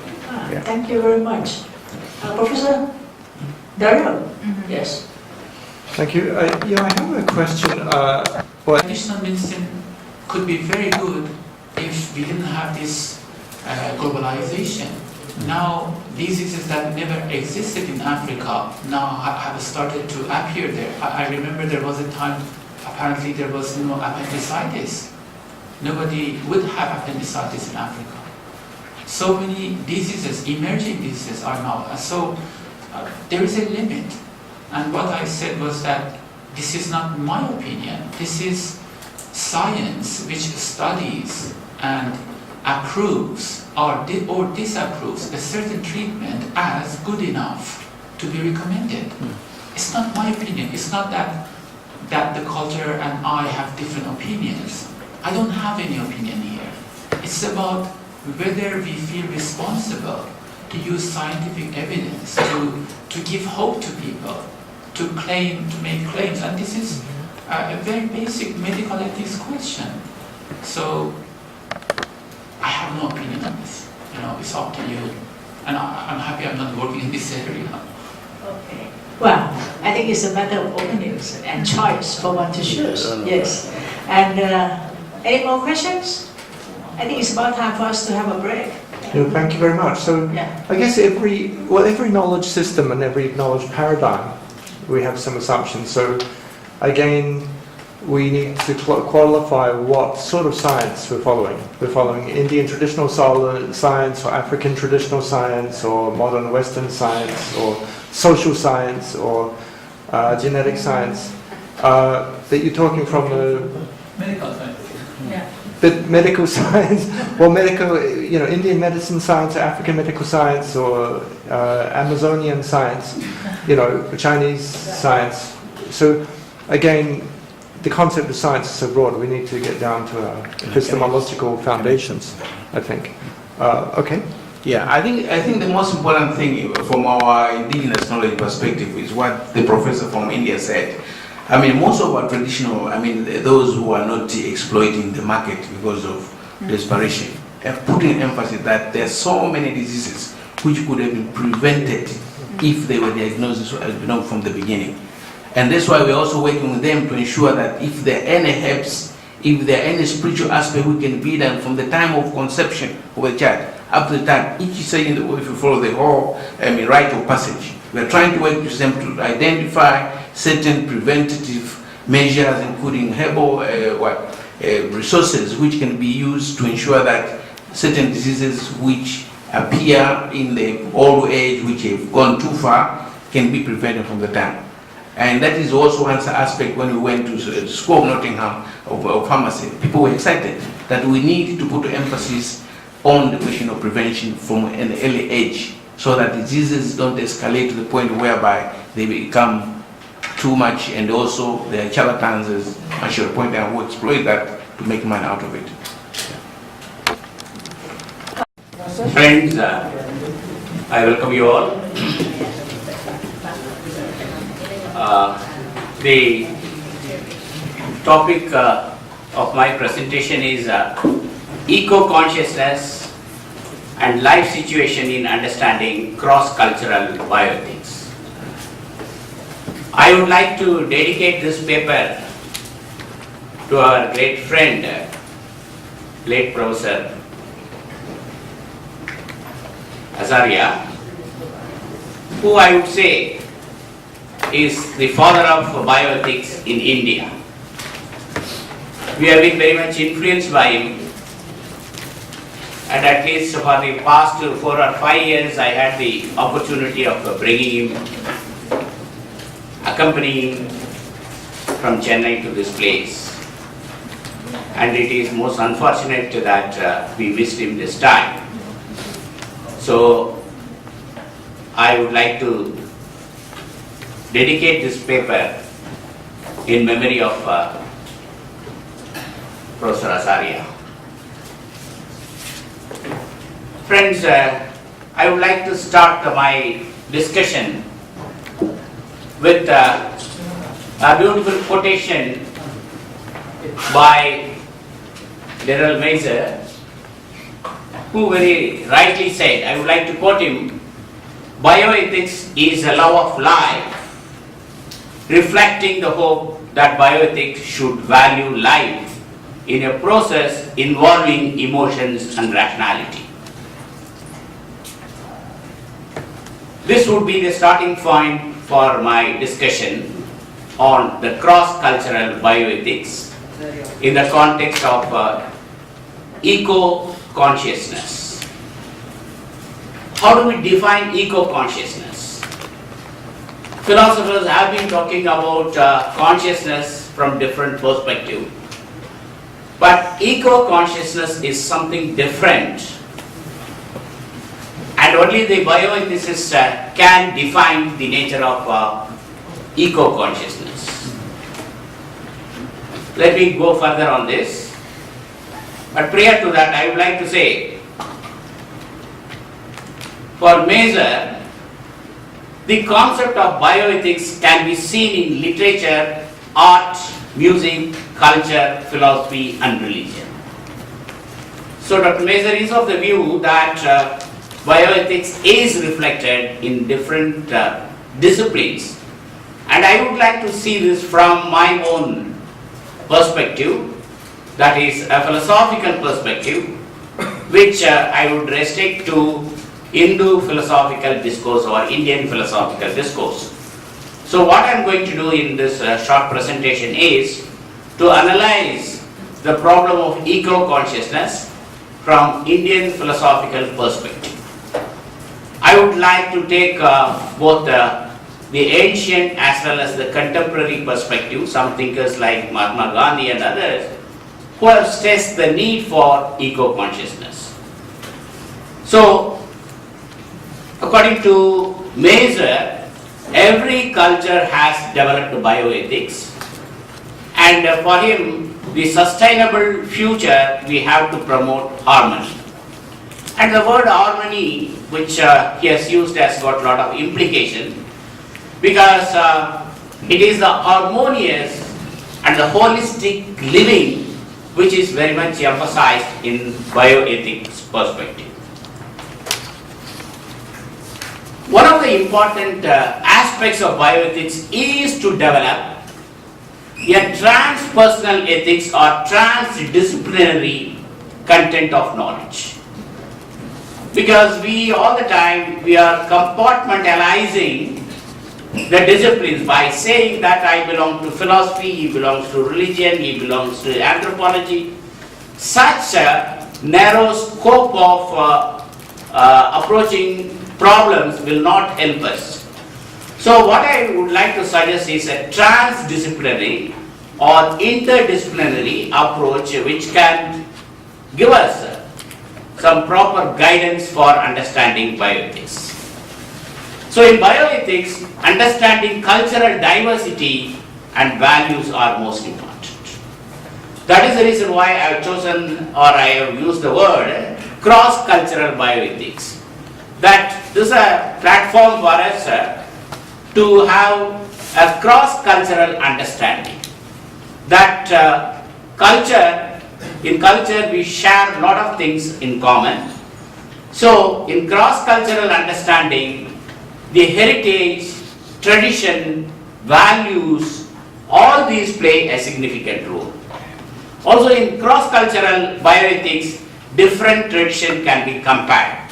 In fact, in my approach, I have made a comparative approach of Confucius with Indian knowledge system, especially the Upanishads.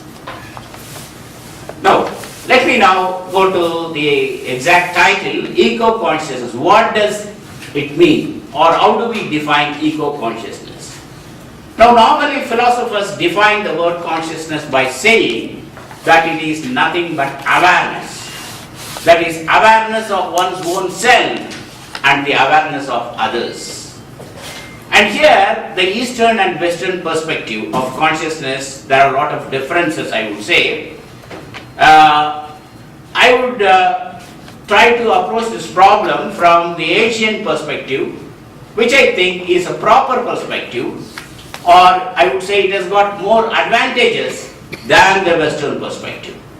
The Western perspective which I would like to apply here is the phenomenological approach of consciousness.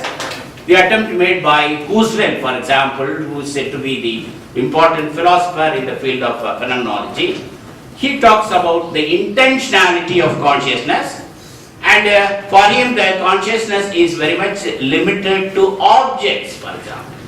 That is the reason why Husserl, the Western philosopher, says that things are always related to consciousness when there is some object is in front of you, which means there is always the intentionality of consciousness, and this of, the word of, OF, in inverted commas, is something very important, because consciousness, in order to be meaningful, must always be related to some object. So, it is very clear, from the phenomenological standpoint at least, that consciousness is very much limited to object. But there is also another important perspective, which I think is very important. That is the approach given by the Asian tradition, especially the Chinese tradition, the Confucius tradition, and the Indian philosophical tradition. Now, Confucius is a very important philosopher in understanding the notion of consciousness, because he found a basic moral law operating from which no man can escape.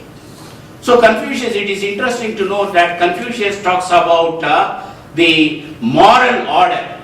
Now, such a moral order very much can be seen in Indian perspective also. So, Confucius discovered the same moral order controlling the universe and made a natural deduction that when there is a harmony with the central self, human beings are moving in the orbit of cosmic or universal harmony.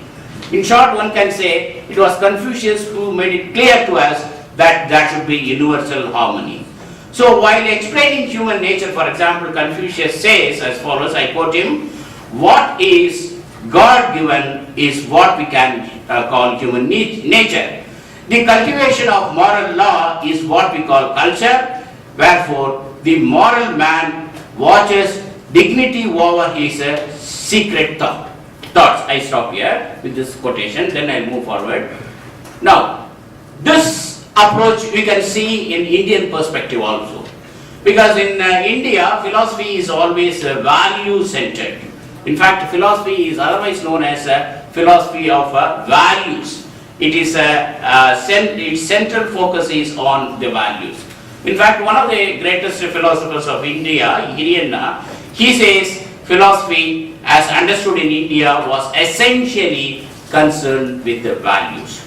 So it is otherwise known as Loka Sangraha. I would like to translate this word because the Loka Sangraha is a Sanskrit word. It means the moral order or the welfare of all. And I would like to say that Confucius has also echoed his voice in a similar terms. So the Loka Sangraha or the welfare of all is the central focus in bioethics. Now, the ecological consciousness, I would like to see how some of the Western thinkers have approached the ecological consciousness or environmental consciousness. There are great examples which are available in philosophy. For example, Leopold is one important thinker, and another thinker is Berland, and another important thinker is Carlson. And similarly, in ancient philosophical tradition, ancient Indian tradition give various examples for that. And the best example which is available in the contemporary period is our great leader Mahatma Gandhi. The eco-consciousness or aesthetics is also known as eco-consciousness is also known as eco-aesthetics, for example, is based on interpretational understanding of ecology. Now this interpretational ecology is very much important because it is not simply the presentation of what it is. We need to interpret nature. We need to interpret our way of life. That is the reason why philosophers in the 20th century and the 21st century stress more on what is known as the hermeneutical understanding of nature. So the eco-consciousness or aesthetics is nothing but the interpretational understanding of nature. This means prior to the emergence of this eco-consciousness, we have been thinking that the entire nature exists for the sake of utilization of a human being. We wrongly thought that nature is given to us, nature is available to us so that we can exploit it to its maximum. But the eco-consciousness or eco-aesthetics pictures the nature in a different perspective. They say it is an interpretational understanding. You have to interpret nature. That one modern philosopher in India, he said that we are nothing but the guest of nature. No, the guest of nature means that we have to participate in nature, we have to appreciate the nature, and we have to be one with nature. So this holistic presentation of human beings as well as nature is something which is very much stressed in Indian philosophical tradition. I'll go quickly. One important paper which has emerged in this context is the contemporary aesthetics and the neglect of natural beauty by Hepburn is one of the important thinkers who stressed on this eco-consciousness. He says that human beings are all the time neglecting the natural beauty. And similarly, another important thinker, Berland, he talks about what is known as the aesthetic engagement, which exemplifies the need for the aesthetic appreciation of nature. There are also other important thinkers, of course I am not mentioning all of them. The environmental understanding has given a new approach to aesthetics problems, which is exhibited in the writings of Fisher. Fisher is another important thinker. I'll go to the next slide. So the environmental aesthetics is a response to environmental problems which need our attention and care. So the need for public awareness and action on the environmental issues is important. This is my focal point, that we must aware of the existence of nature, which means we must utilize it to the minimum level. The need to protect nature, like any artwork, is a view maintained by great thinkers like Hargrove and Thompson. Now we protect the artifacts and artwork, then we protect the monuments. So nature must also be protected like that. They claim, these thinkers claim, that nature is valuable like artworks, and hence nature has to be preserved for its qualities. So we have an obligation to protect nature, and hence it is anthropocentric. It is anthropocentric. Actually, I am prescribing or suggesting a need for taking a shift from anthropocentric to cosmocentric vision. But at the same time, I would like to say nature has to be protected by human beings. So in one way, it is anthropocentric. In this way, one can say it is anthropocentric. Now, a respect for life is emphasized by cross-cultural bioethic theories, both in Indian philosophical tradition as well as the Western philosophical tradition. So the goal of life is completed only human beings serve as a custodian of nature. And this custodian of nature is a very important point which has been stressed by Mahatma Gandhi also, because he uses the word trusteeship, which I shall discuss later. So not only nature, now how to protect nature? Now we are concerned all the time, we are concerned about animate beings. But philosophers, especially ancient Indian philosophers, stressed on inanimate nature also. So both animate and inanimate form the part of nature, and human beings have the responsibility to take care of them.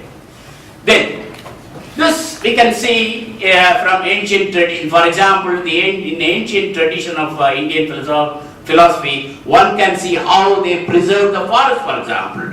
The people of the hills saw the interrelations between the forest cover and ecological stabilization. As a result of that, the policy makers began to view forests are not production centers, because most of the time we consider forest as a production center. But we must also note the fact that the forests are nothing but protection centers. So the contribution of indigenous people and natives are important. Especially in Indian context, I would say the contribution of the tribals are very much important in taking care of the forests. So the concept of sustainable development is closely related to eco-consciousness.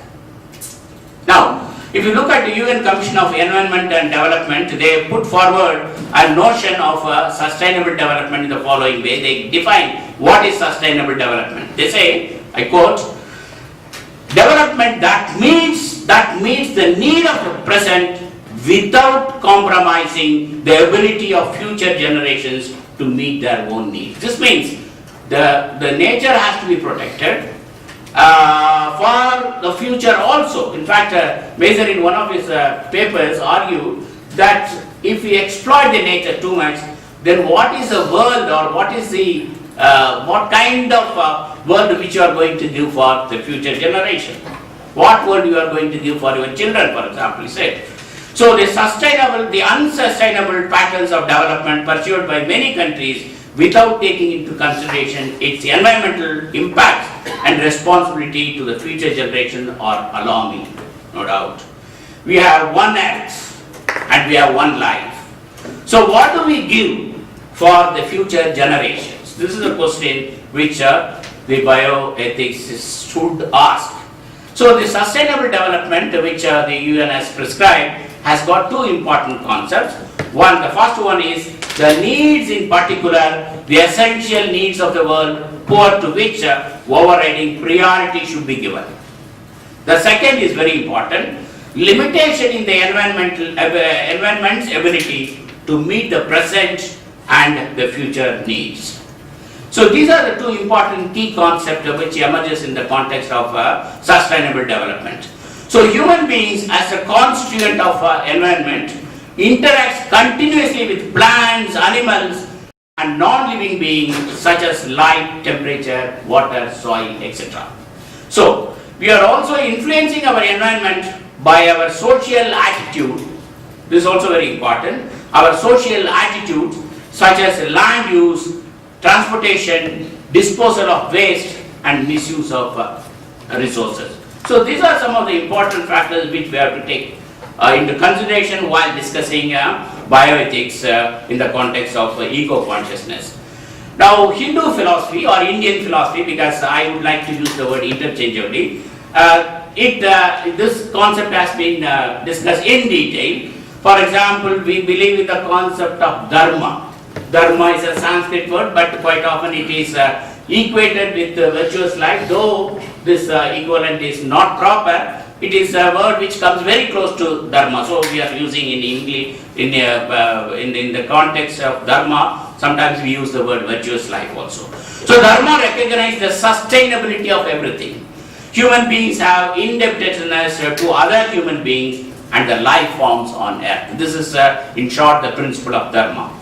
And the ancient sages lives in the concept of they had a harmonious life which is based on the principle of dharma. And our ethical text Bhagavad Gita, for example, says that the members of the society has to perform the duty towards nature. So this means each and every individual has a swadharma. This is known as swadharma. One's own duty is swadharma. So our duty is to preserve nature.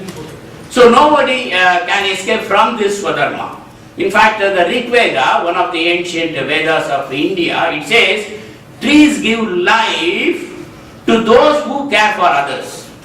They have to keep standing in the sun, but they give shade to others. Whatever fruits they bear, they do not themselves, but give them to others. How kind they are. This is a sloka or a hymn which is given in the Rig Veda. Then, customs and culture, moral and ethical values represents the significance of eco-consciousness. So in short, we can say eco-consciousness represents the customs of the society and culture, moral and ethical values. So these constitute the eco-consciousness. And in different religions as well as philosophical understanding, we can see how the nature has been preserved. The 5 elements, because Indian philosophers give importance to the Panchabhutas, which is always known as 5 great elements like earth, water, fire, space and air, they represent the life. So you can see how there is a coordination between human beings and nature. And we are more concerned about the internal as well as the external environment, the holistic approach which is very much essential. And there is a synthesis among man, nature and society. This forms a triangle. Then man's participation is a care and concern for the society. And in Rig Veda, once again I would like to quote, in Rig Veda, there is a reference to the principle called Rita. Rita means a moral order. Rita is a Sanskrit word once again, but it means the moral order. The moral order which is reflected in the philosophy of Confucius could be seen from Rig Veda perspective also. So, the Rig Veda or our ancient Veda represents how there could be a coordination in moral order. And we have protected the sacred groves. I will go to the next slide. Then there was a traditional practice of water harvesting system. Now in the 20th century we have been talking about water harvesting system, but if you look at the ancient philosophical tradition in India, you can see how they preserved water and water systems and how this harvesting, water harvesting system was practiced, followed. Then in Hindu way of life is something which is remarkable. For example, we have got three great thinkers, acharyas. They are known as acharyas, Shankara, Ramanuja and Madhva, who talked about what is known as the God-nature relationship. And also, we are concerned about one important concept which has been playing a very important role in the Hindu way of life, that is Vasudhaiva Kudumbakam. This is a Sanskrit word, but this means the world, the entire world is considered as one family. And then Buddhist philosophy, because Buddhist philosophy also talks about the interrelation that exists between human nature and then the concept of non-violence. And similarly, the Jain philosophy. The Jain philosophy, I would say, is the best philosophy which is available in the Indian subcontinent, because it is a philosophy which allows the principle of coexistence. Because it does not say that one philosophy is relevant all the time. It believes in the philosophy of the concept of relation, which means no philosophy, they say, is something absolute, all the time valid. So it has got a relevance, which means it accommodates. It is nothing but it accommodates different perspectives which are very much available. That is the reason why modern philosophers compare Jainism with the postmodern tradition, where we find such a concept. Then human beings have a dignity and responsibility, that every individual and every culture has the intrinsic dignity and inalienable right, and he has the responsibility towards both living and non-living. And then the role of the role of bioethics, biosafety, and ethical implication of genetic engineering all play a significant role. Okay, but mere theoretical, we have been theorizing all the time. Mere theoretical discussion will not help us. So there is a need to apply our mind to this theory so that we can make it practical. So the biophilia is one concept which has developed. I'll take just 1 second to finish.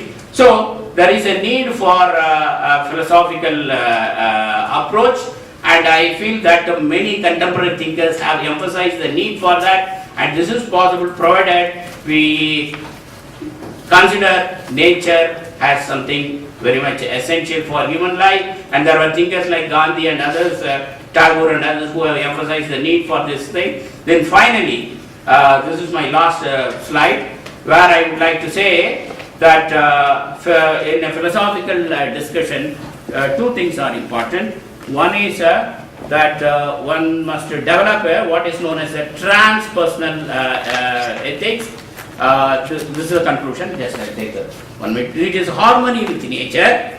Then there should be what is known as peaceful coexistence, then sustainable development, then appreciation of nature and preservation for the future, then traditional and indigenous values must be preserved, then love towards the entire cosmos, then involvement of the community. This is possible provided the whole community is involved. Then we have the responsibility and commitment, then intercultural understanding. So this is the sum and substance of my presentation. And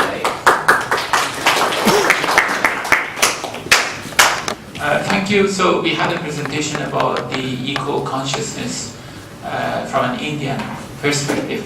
What I can say as a discussion for this presentation is a reference to the Japanese way of eco-consciousness when they talk about Satoyama and Satoumi, how traditional Japanese society came to a solution, how to live with nature, how to use nature in a more or less sustainable manner. So in a lot of Japanese schools now, the concept of Satoyama and Satoumi is discussed, is done, is researched. So do you have any questions from Professor Kanyusama?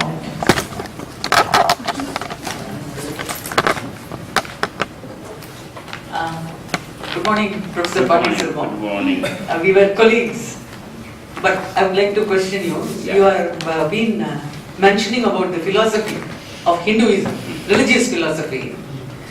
But I would like to ask you one question. In spite of all the religious philosophers and dharma and eco-consciousness But I don't think today Indians are like that. They also kill all animals and they eat meat of all animals. And Indians also, they are very violent with animals before they kill. And they mention what you call playing with the ox. Like what happens in Spain, where they are trying to control the ox. But here they are also showing violence, and maybe ox has also shown violence to them. So PETA has been there to prevent such violence against animals. And I would like to say that Indians eat not only animals, birds, insects, everything. Would you like to mention all that? You have not mentioned any of that, because I have mentioned that in my paper. Yes. I would like you to answer. Yeah, thank you very much, madam. She's my good friend. So friends always trouble. So madam is not an exception, but I'm happy to answer that, because I differ from her on one aspect. And this, what is that? Before that, no, see, Hindu philosophy, no doubt, has allowed animal sacrifice. In fact, if you look at Rig Veda, the cows were sacrificed. That is very important for the Brahmins, in fact, who practice that. Okay. But apart from that, I would also say, because of the influence of Buddhism and Jainism, the Hindu philosophers try to appreciate the animals, birds and nature. So both are taking place simultaneously, no doubt. But I wouldn't say that Hindu philosophy is free from killing animals and birds. In fact, it is a part of Hinduism, no doubt. But now we are trying to revive it. In fact, even now, yesterday I was mentioning this in my talk for the ego students, that in villages, every family has a village deity. I have a village deity. So we are supposed to go to that village at yearly once and celebrate. We have to perform some puja. But there are many people, of course we don't do that. They cut animals there and offer sacrifice to God. But we are not doing that. So it depends on your attitude towards your religion. So it depends. But this is what I would like to say. But no doubt Hindus eat animals, birds, everything. But at the same time, now there is a revival. There is a revival in the sense that now many people turn to become vegetarian. So there is awareness that is coming. But with regard to one point which you talked about this Jallikattu, I would like to, because this is an international audience, so I must stress my point. It is very much essential, so I don't want to miss this opportunity. Now, this Jallikattu, this is called Jallikattu in Tamil. It means taming of the bull. Okay, taming of the bull. Now this actually happens during the month of January, after the harvest season. But the PETA, that is those who think that they are supporters of the animal welfare and all, they have gone to the court and got a stay from the Supreme Court saying that this should be banned, and Supreme Court has banned also. Now, this is one thing. Now this cannot be compared to something what is happening in Spain, because finally the bull is killed there, but we are not killing. Here the man tries to show his valor, and also at the same time the animal also, because they train the animal, the owner of the animal, they train it for the whole year in order to allow it to participate in this fight. So this actually it represents our culture. The cultural ethos are involved in that. We are not ready to sacrifice, as I said yesterday, we are not ready to sacrifice our cultural values in the name of this PETA or something like that. Why? Because we believe that if you put a ban on that, then you are not allowing us to play our role as a cultural citizens of a particular tradition, because that belongs to our tradition. From the ancient, you know very well, from the ancient tradition onwards, from the time of Sangam literature, we have been doing this. But if we are not harming the animal, please note that. But so, if something you are trying to hurt my culture, you are trying to make some damage with my culture, then there will be a protest. And this is what has happened. Now you won't believe, or you might have seen that in newspapers and TV shows that for more than 15 days, people protested like anything, and Tamil Nadu became a standstill. Nothing could happen. So as a result of that, it was allowed, and now we are doing that. So there are two things: whether you are hurting the animal, whether you are emphasizing, you are proving that you have your own culture, which is very important. So these two things should not be clubbed, I think. So this is my answer. So I partially agree with you and partially disagree with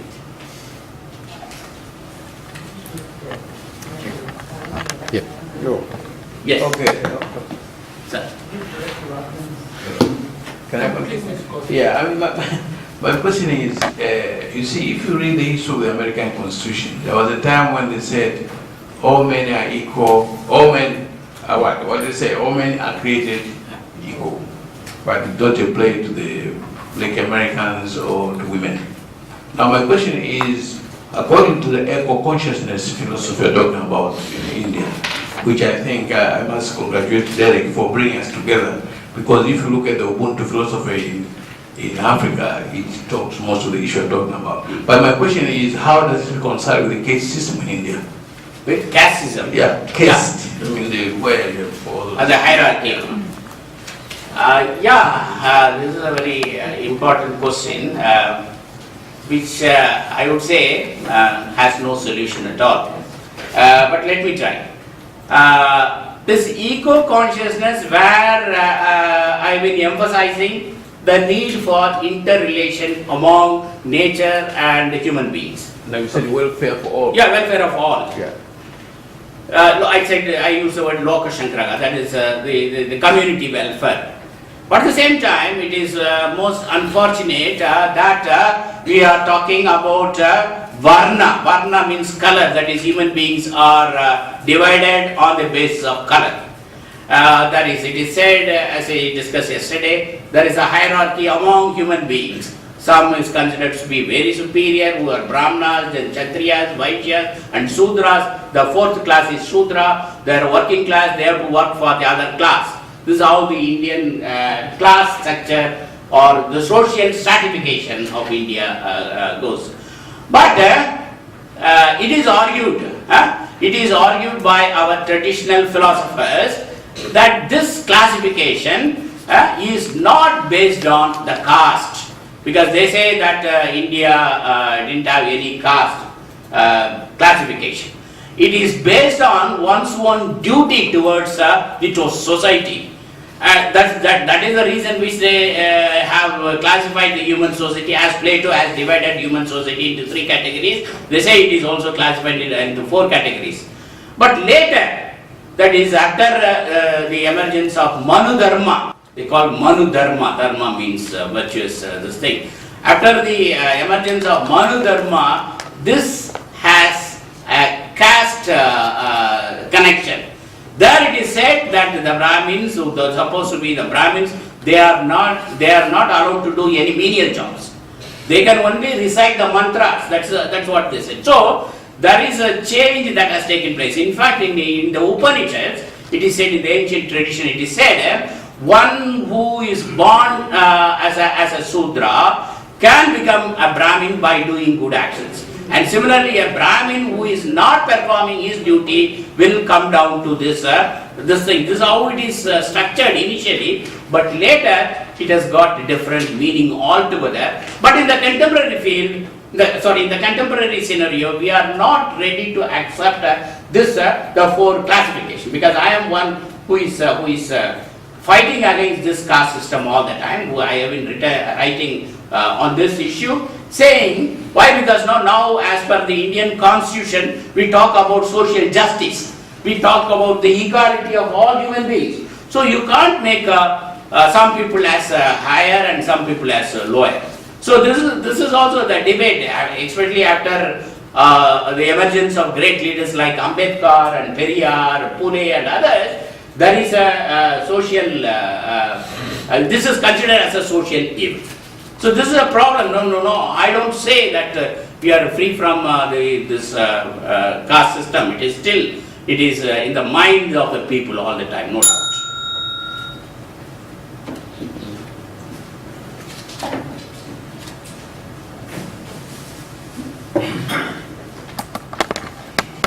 I don't know how you have a good presentation, but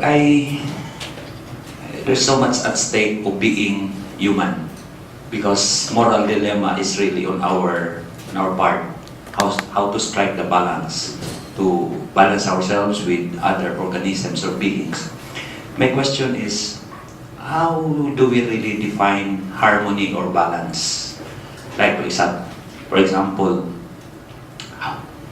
why should we not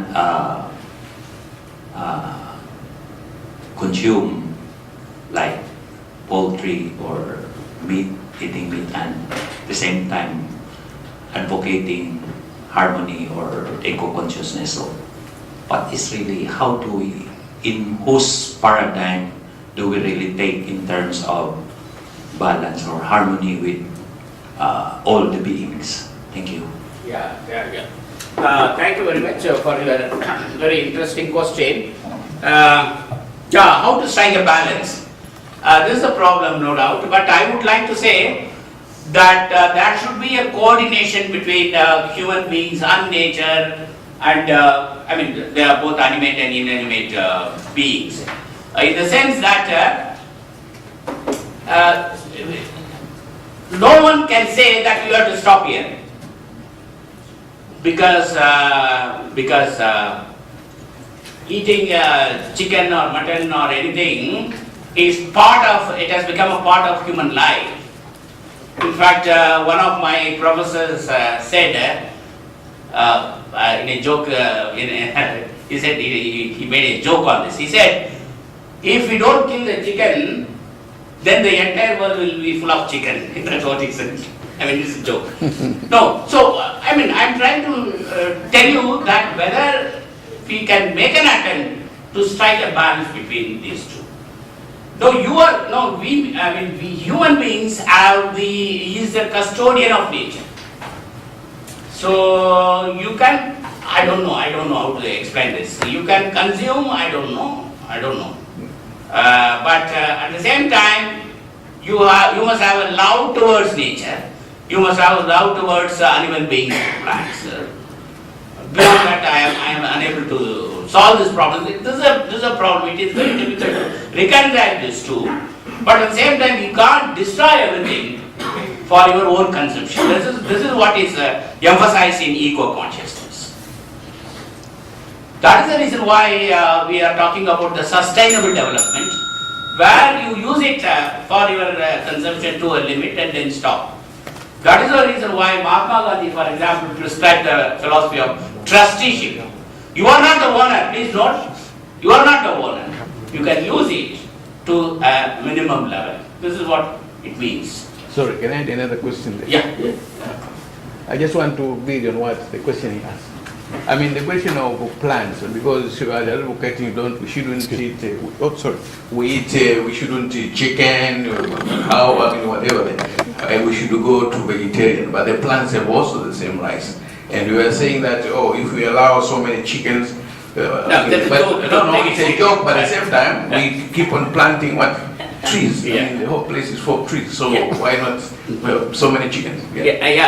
Trees, actually, there was one sage, that's in our place, Tamil Nadu state. He is a 20th century sage. He is Kanchi Acharya, Kanchi Paramacharya. because this question was raised to him. Okay, you say people should not eat meat. Okay, fine. But you are killing the plant. You are consuming so much vegetarian plants. You are taking a lot of fruits. So that also a sort of killing. Then he answered that one can eat a fruit or vegetable which can grow again.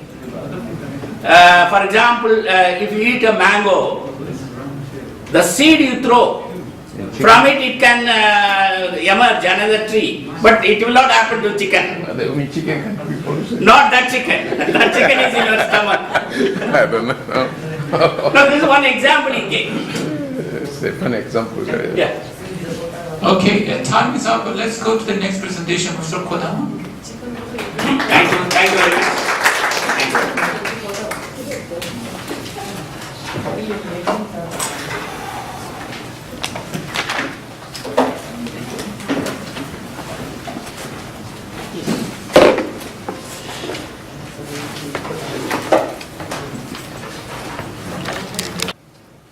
Thank you.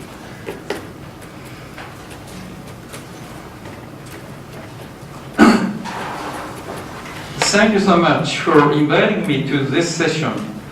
I would like to give a presentation concerning an ethical view on the clinical application of pre-implantation genetic screening, PGS, of embryos in Japan. This presentation requires technical knowledge about cutting-edge reproductive medicine. So, first, I give an outline of my presentation. Outline. What is the public stance of the Japan Society of Obstetrics and Gynecology on the clinical application of PGS? Second, as of today, PGS is prohibited by the JSOC. Third, due to performing the JSOC's unauthorized PGS, Dr. Matsuura was revoked his title as a reproductive medicine specialist. However, the 3 months later, the JSOC declared researching how PGS could be used with fertilized ovary in clinical practice, with the goal of examining the method of effectiveness at preventing miscarriage. In other words, to my surprise, a series of discussions on clinical research on PGS were rigorously postponed until after its effectiveness could be confirmed. In spite of that, even nowadays, Dr. Matsuura remains revoked his title as a reproductive medicine specialist. This double standard of the JSOC triggers today's presentation. Part 1. Part 1, composed of 10 slides, includes a definition of technical terms, but in the interest of time, I'll skip the details and directly move on to part 2. Skip.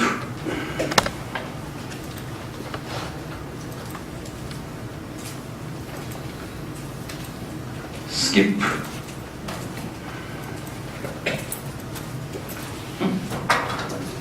Skip.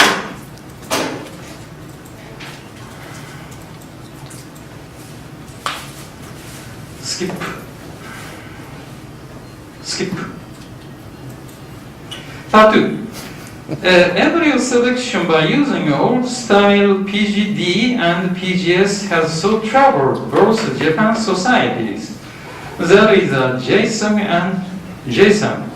JSOC means the Japan Society of Obstetrics and Gynecology. The JSON, it means the Japan Society for Reproductive Medicine. In 26 and 2010 statement, the JSOC expanded the range of clinical applications permitted for Old-Style PGD in English as follows. First, screening for serious hereditary diseases. Second, preventing habitual miscarriage. But as of today, PGS is not approved. Reciprocal translocation is among balanced structure chromosomal abnormalities. Normal chromosome is a combination of a long segment and short segment. Long, short, but derivative chromosome consists of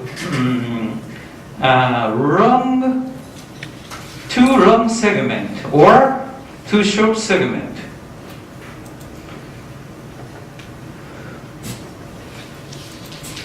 Robertsonian translocation. Robertsonian translocation is able to occur in 23 pairs of chromosomes. The incidence of Robertsonian translocation is much lower than the one of reciprocal location. In 2012, Dr. Otani as well as Dr. Netsu announced that their clinics had performed the JSOG's unauthorized PGS. On June 28, 2016, following them, Dr. Matsuura announced that his clinic had been performing PGS. Dr. Matsuura had performed PGS for 47 willing women in their 30s since July 2015. Pregnant rate 58% of women in their 30s with PGS is very, very high. It is over twice as high as 25% of those with standard IVF-ET. Responses of both the Japan societies to Dr. Matsuura's clinical application of PGS. The JSOG decided on a serious reprimand as Dr. Matsuura's punishment. At the same time, the JSAM declared to revoke his title as a reproductive medicine specialist. The JSAM decision can be broken down into two primary reasons. First, Dr. Matsuura's unilateral decision to adopt PGS in his clinic, a technique with as yet unproven effectiveness, was in violation of the JSOG's opinions on PGS. Second, Dr. Matsuura gave no consideration to the serious ethical issues associated with PGS. My view on the JSOG and JSAM treating the case as a violation of JSOG guidelines. Given the stated importance of ethics, the JSOG ought to have deliberated the serious matter of embryo selection courageously prior to announcing the start of PGS-related clinical research using fertilizing over 3 months after the case of Dr. Matsuura. The JSOG's failure to set an example is a double standard. What are the high ethical standards required of doctors to perform PGS in a clinical setting? PGS gives humans the power of life and death over embryos. That is, it's amount to the selection of life. PGS denies people with disabilities the right to exist. That is, it's amount to denying the disabled the right to exist. Whether or not PGS can lead to discrimination above, PGS has drawn fire for allegedly being a choice of which embryos live and which die. But this is unavoidable. The procedure works as a treatment to prevent miscarriage, precisely because it screens out aneuploid embryos, which have reduced vitality,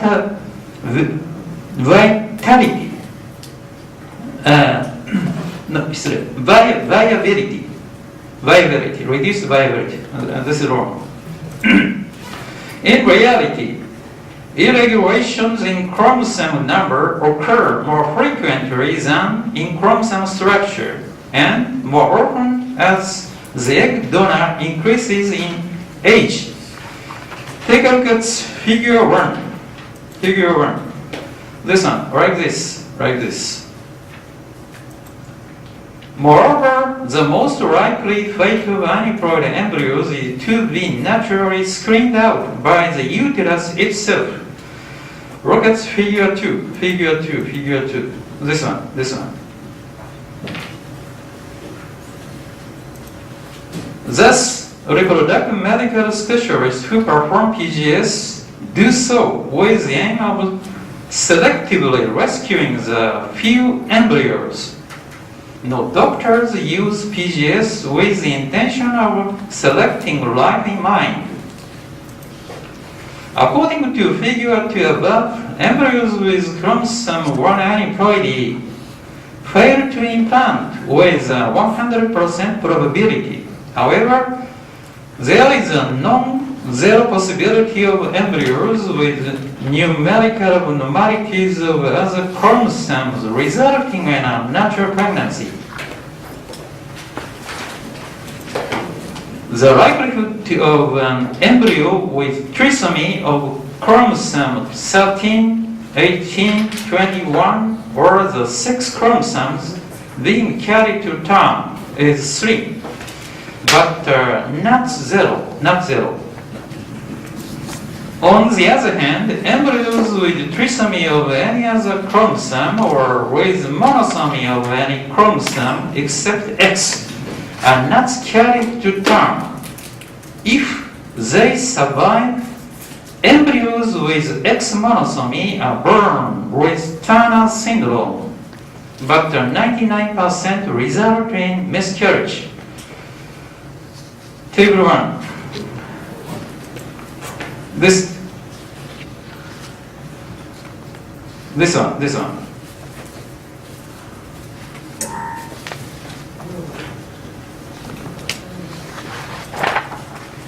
To put it simply, few defective embryos survive this natural screening process, but there is a non-zero possibility of aneuploid embryos being carried to term. Given this difficult reality, it is hard for me to disagree that PGS treatment to prevent miscarriage with the aim of screening out aneuploid embryos effectively select life in the strict sense.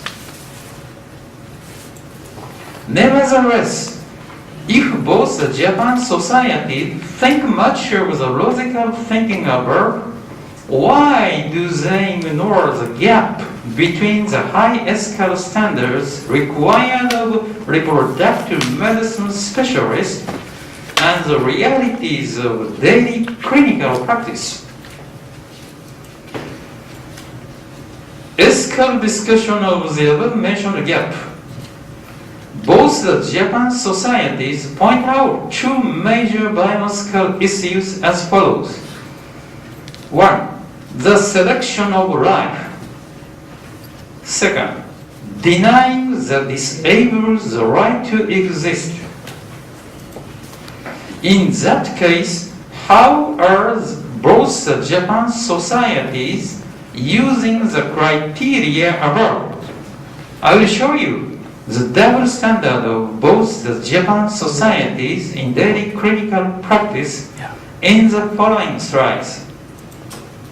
First, Let's consider the ethical issues with prenatal diagnosis, PND. Obstetricians and gynecologists must be certified by the JSOG to perform PND. The number of fetuses aborted each year exceeds 300,000 in Japan. So, PGD was developed as a diagnostic technique to spare both mothers and their children the misfortune of miscarriage. Moreover, given that both PND and NIPT can result in abortions, PGD is a preferable diagnostic method. And yet, only PGD remains strictly regulated. Second, let's consider the ethical issues with a triploid embryo. In IVFET, it is standard clinical practice for doctors not to transplant embryos with defect. For example, a triploid embryo has 3 visible haploid cells of a given chromosome. Figure 3. For example, this one. Screening for triploid. It is also standard clinical practice to screen embryos based on appearance, not only for genetic defect like triploid. Figure 4.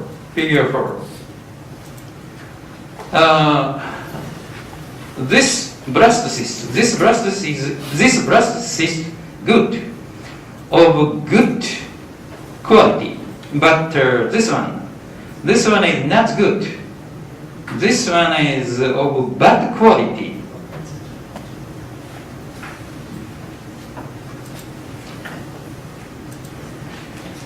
These criteria are standard because visually defective embryos are predicted to fail to implant, even if transplanted, and to result in miscarriage or early neonatal death, even if they successfully implant. No one would believe that today's clinical application of these techniques, accepted widely, are completely immune from concerns over the selection of life and denying the disabled the right to exist. Accordingly, there seems to be no rational basis for establishing strict regulations that target PGS alone.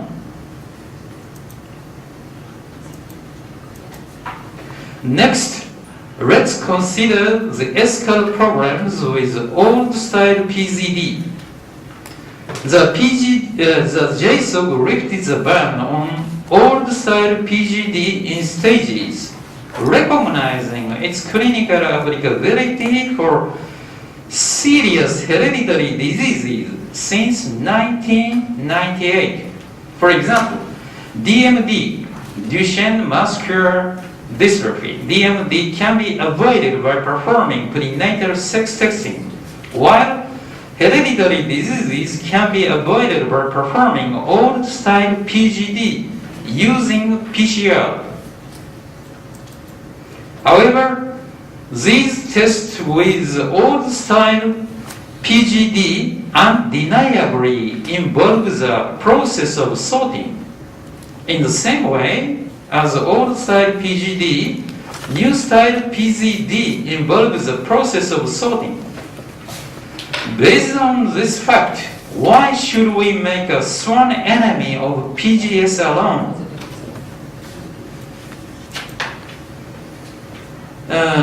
Skip. To summarize, fears are not completely unjustified that PGS as carried out by Dr. Otani and Dr. Matsura can lead to the selection of life and denying the disabled the right to exist. However, the same serious bioethical questions that surround reproductive medicine are not being asked at all of procedures in daily clinical practice. With the blessing of the JSOG obstetricians and gynecologists, under their aegis, have been treating patients with other procedures without receiving criticism, despite the fact that they still run into the same two ethical issues. Singling out PGS as the only procedure with the potential hazard of selecting life and denying the disabled the right to exist is simply illogical. Conclusion. Indeed, JSOG has so far struggled with the Achilles heel of reproductive medical ethics, but their public stance on the matter is a double standard. So, the JSOG should endeavor to take the same stance on the murky bioethical waters encountered by the obstetricians and gynecologists that they oversee in daily clinical practice. Thank you for your attention. Thank you. The paper was really very good, presented by Masayuki Kodama. Actually, I'm a professor of politics and public administration who was specializing in health administration, and it is only because of Azaria and Hilda Azaria that I started specializing in reproduction and clinical application of pre-implantation, genetic screening, implantation of embryos in India. I started specializing in that only because of Dr. Jagol Azaria and Hilda Azaria. And I became a friend of Dr. Jamuna, who is a Siddha specialist and who is also a specialist in pre-implantation genetic embryos in India. Now today, Mr. Kodama has spoken very well and has been very critical about the way that the gynecologists and reproductive medicinal specialists have been doing the test of PGS and PGD, and two organizations which he has mentioned. I think one is JSOG and JSRM, and the double standards that people have been, the experts have been following in trying to deny the disabled to exist, which is illogical. And Dr. Jamuna also has been writing when he was speaking about what should be done and what should not be done. Now I think we'll present it for discussion. When anyone who would like to question Mr. Kodama, they can ask questions. May I speak? I would like to make an additional remark. Okay. Sorry.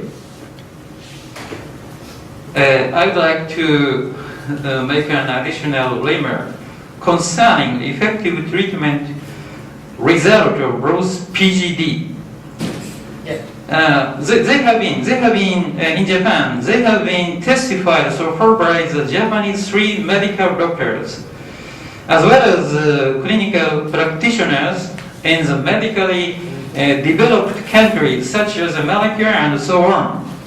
In spite of that, why does the Japanese Society of Obstetrics and Gynecology prevent the members from using PGS? There are 3 reasons. why they cannot lift the ban of the both PGD and PGS in Japan.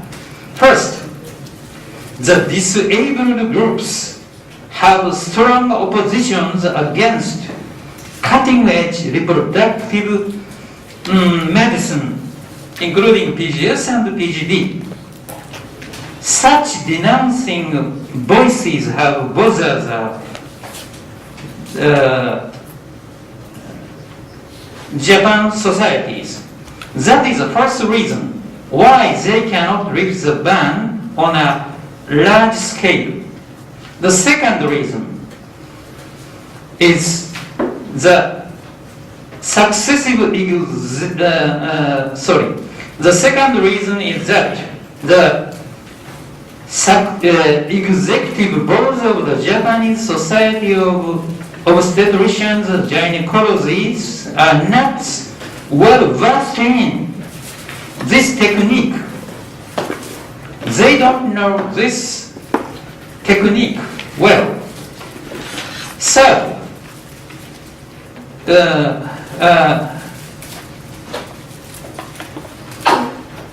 there is an innocent paper about PGD and PGS written by a woman professor Mayumi Sugiura belonging to Nagoya City University. She published it 2 decades ago. In that paper, she concluded that there is no significant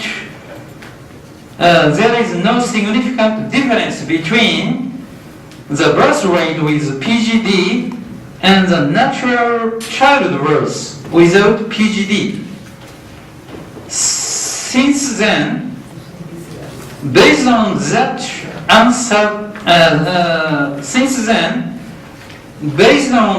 unscientific paper, the successive executive boards of the Japan societies have stopped in infertile patient way. That's all. If possible, would you inform me of PGD and PGS in your countries? Yeah. PGD and PGS. You mean PCR and PGD? Both. The old style of PGD and polymerase chain reaction. I think it is also being done in India. But there are good,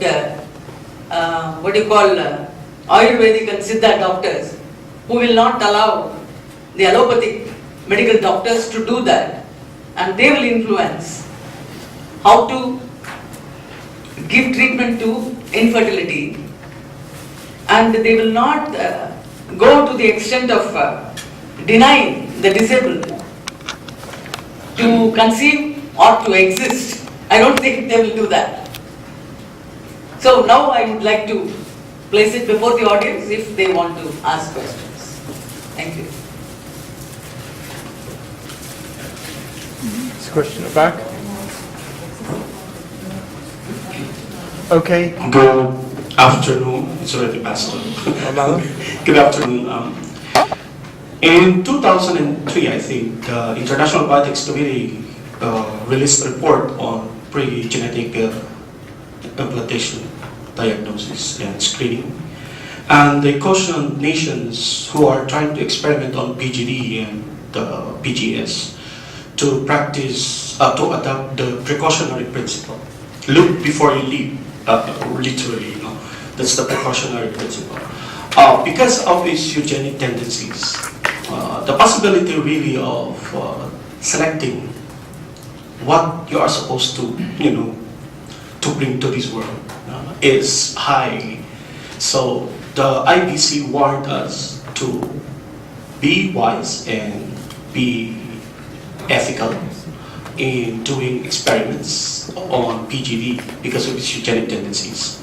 Now the Today, we know that many countries, few are doing PGD, but as with UNESCO and IBC, they don't recommend it as a general practice in medicine because of its precautionary principle. My question is, should the interest of science and medicine be more important than interests of humanity as a whole, like protection of the human genetic, the gene pool, protection of the human race against intrusion of technology and science?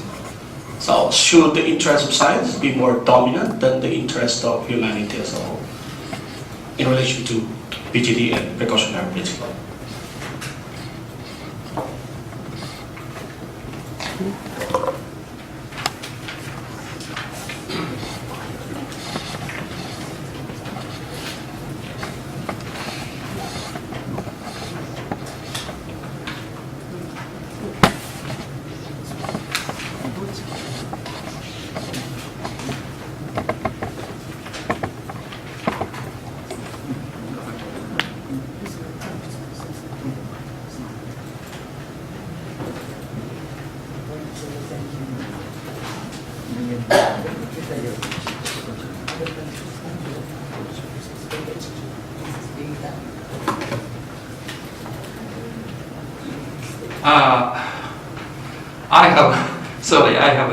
I have no answer about your question.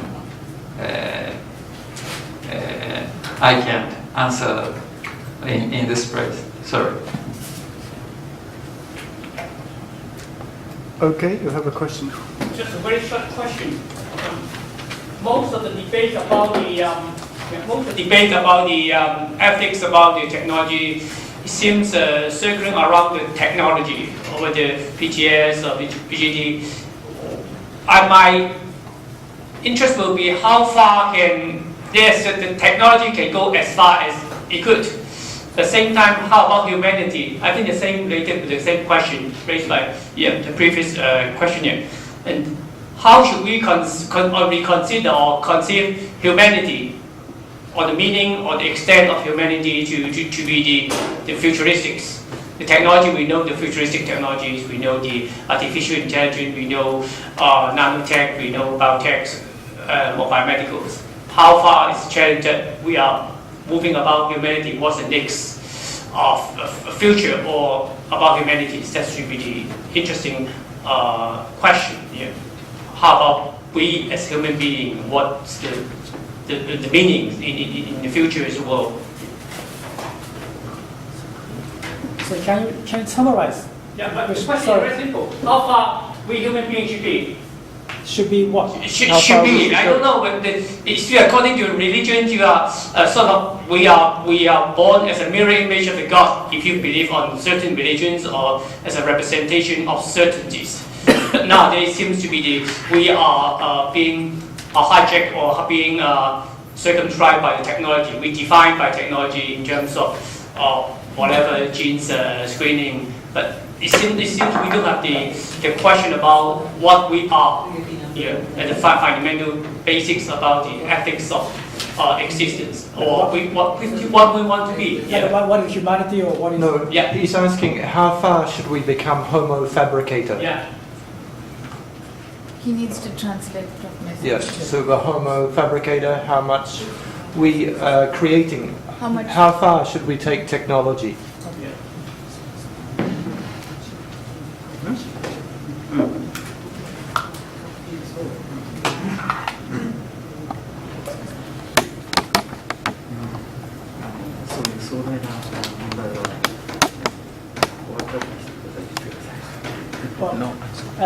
It's a big question, so maybe he wants to discuss with you later after this discussion. So.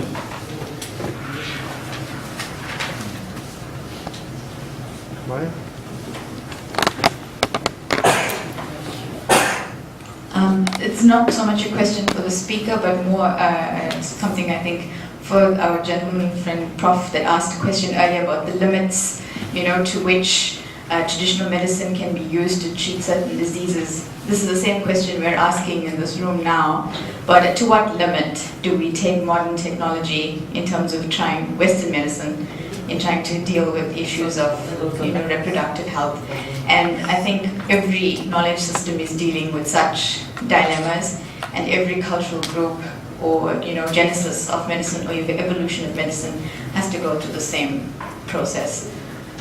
Yeah, I would like to say that even in India, there are so many infertility treatment clinics, allopathy medicine, where they are giving artificial hormones and where they are doing the same tests, and they are also doing what you call implanting first the sperms from different people, and they implant it, and then they implant the embryos also.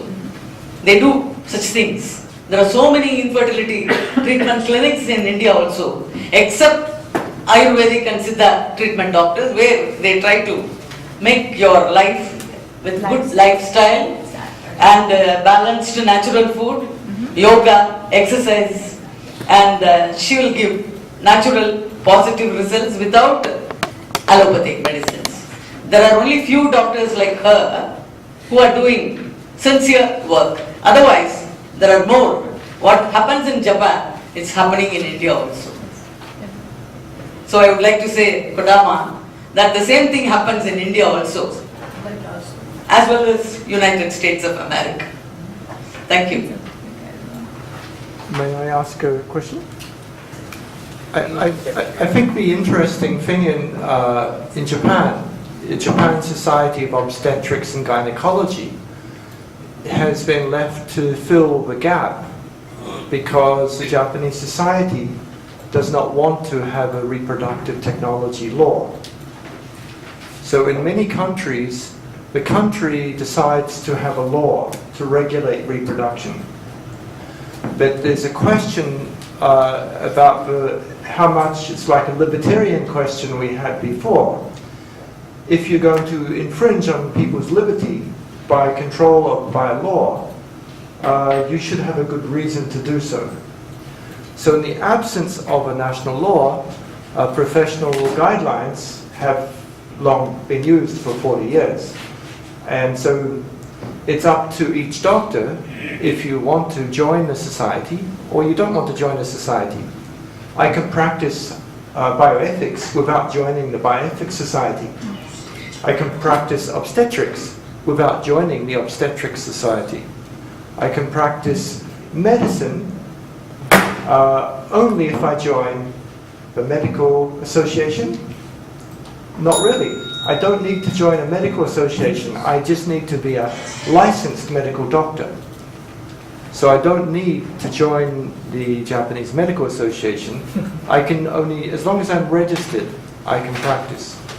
And I think this is a challenge here, that in Japan, for various social reasons, and maybe Professor Kodama could make a comment of why I guess it's a battle between the lawyers and the medical profession not to regulate many medical practice beyond the General Doctors Act.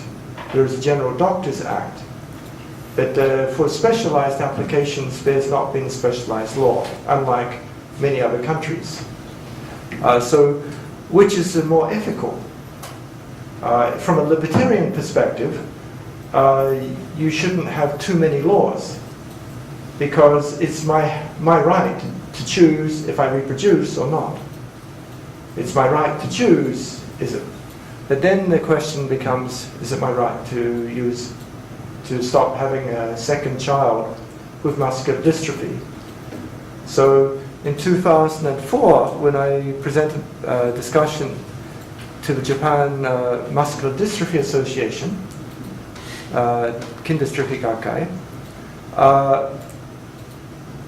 it was really divided in the society on whether their members wanted to use the technology, because if you already have one child with muscular dystrophy, all your money is being spent on raising that child. And you've seen also a lot of tears and joy, a mixture, but a lot of tears, especially when they die. And many of the friends I made there they died within a year or two after that. So in fact, in the association, they were more positive to use the prenatal diagnosis than the general public. This is in 2004, around this time. And so I think, again, the law has not intervened to limit this because it's a very complex issue, and maybe the law could actually not always be in the best interest of people. I'd like to have your opinion, Professor Kodama.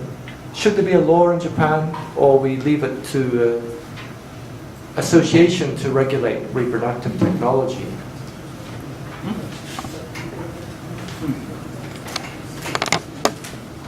And this is also discussing the limits of our technology as well, because should I decide our future of society and the limits of technology by having a law to stop everyone? Okay, you can't use AI, you can't use a robotic leg, you can't use a hip replacement because it's technology, you can't use glasses because it's technology, you can't use colored contact lens because it's artificial, but you can use clear ones. You know, it's all, how much do you allow?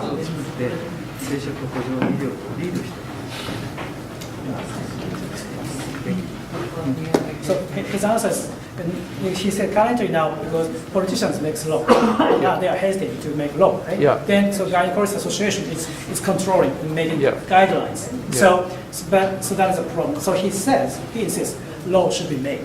Okay. Technician. So that's, I think, his position. Okay, thank you. Thank you. Later?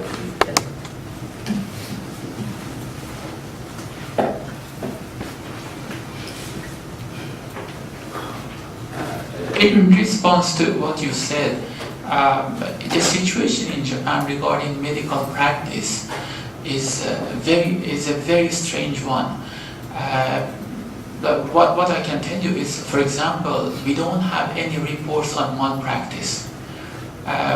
There was a case a few weeks ago which was about an obstetrician who obviously caused a baby to be born with severe, and the court decided that the doctor had done nothing wrong.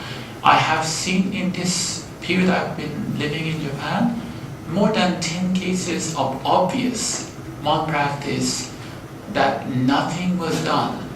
Most patients even do not go to ask for anything. So in a situation like this, I don't think law would do anything. I mean, we are at a much more primitive level that, and it happened even to me. I mean, I went to a doctor in a hospital, malpractice happened, and they take you to a room. Even if you die, the doctor has no responsibility, everything. So the situation in Japan is so bad in that level. So I'm not very hopeful for this level, because we are at much lower level of, doctors are too powerful here, very powerful.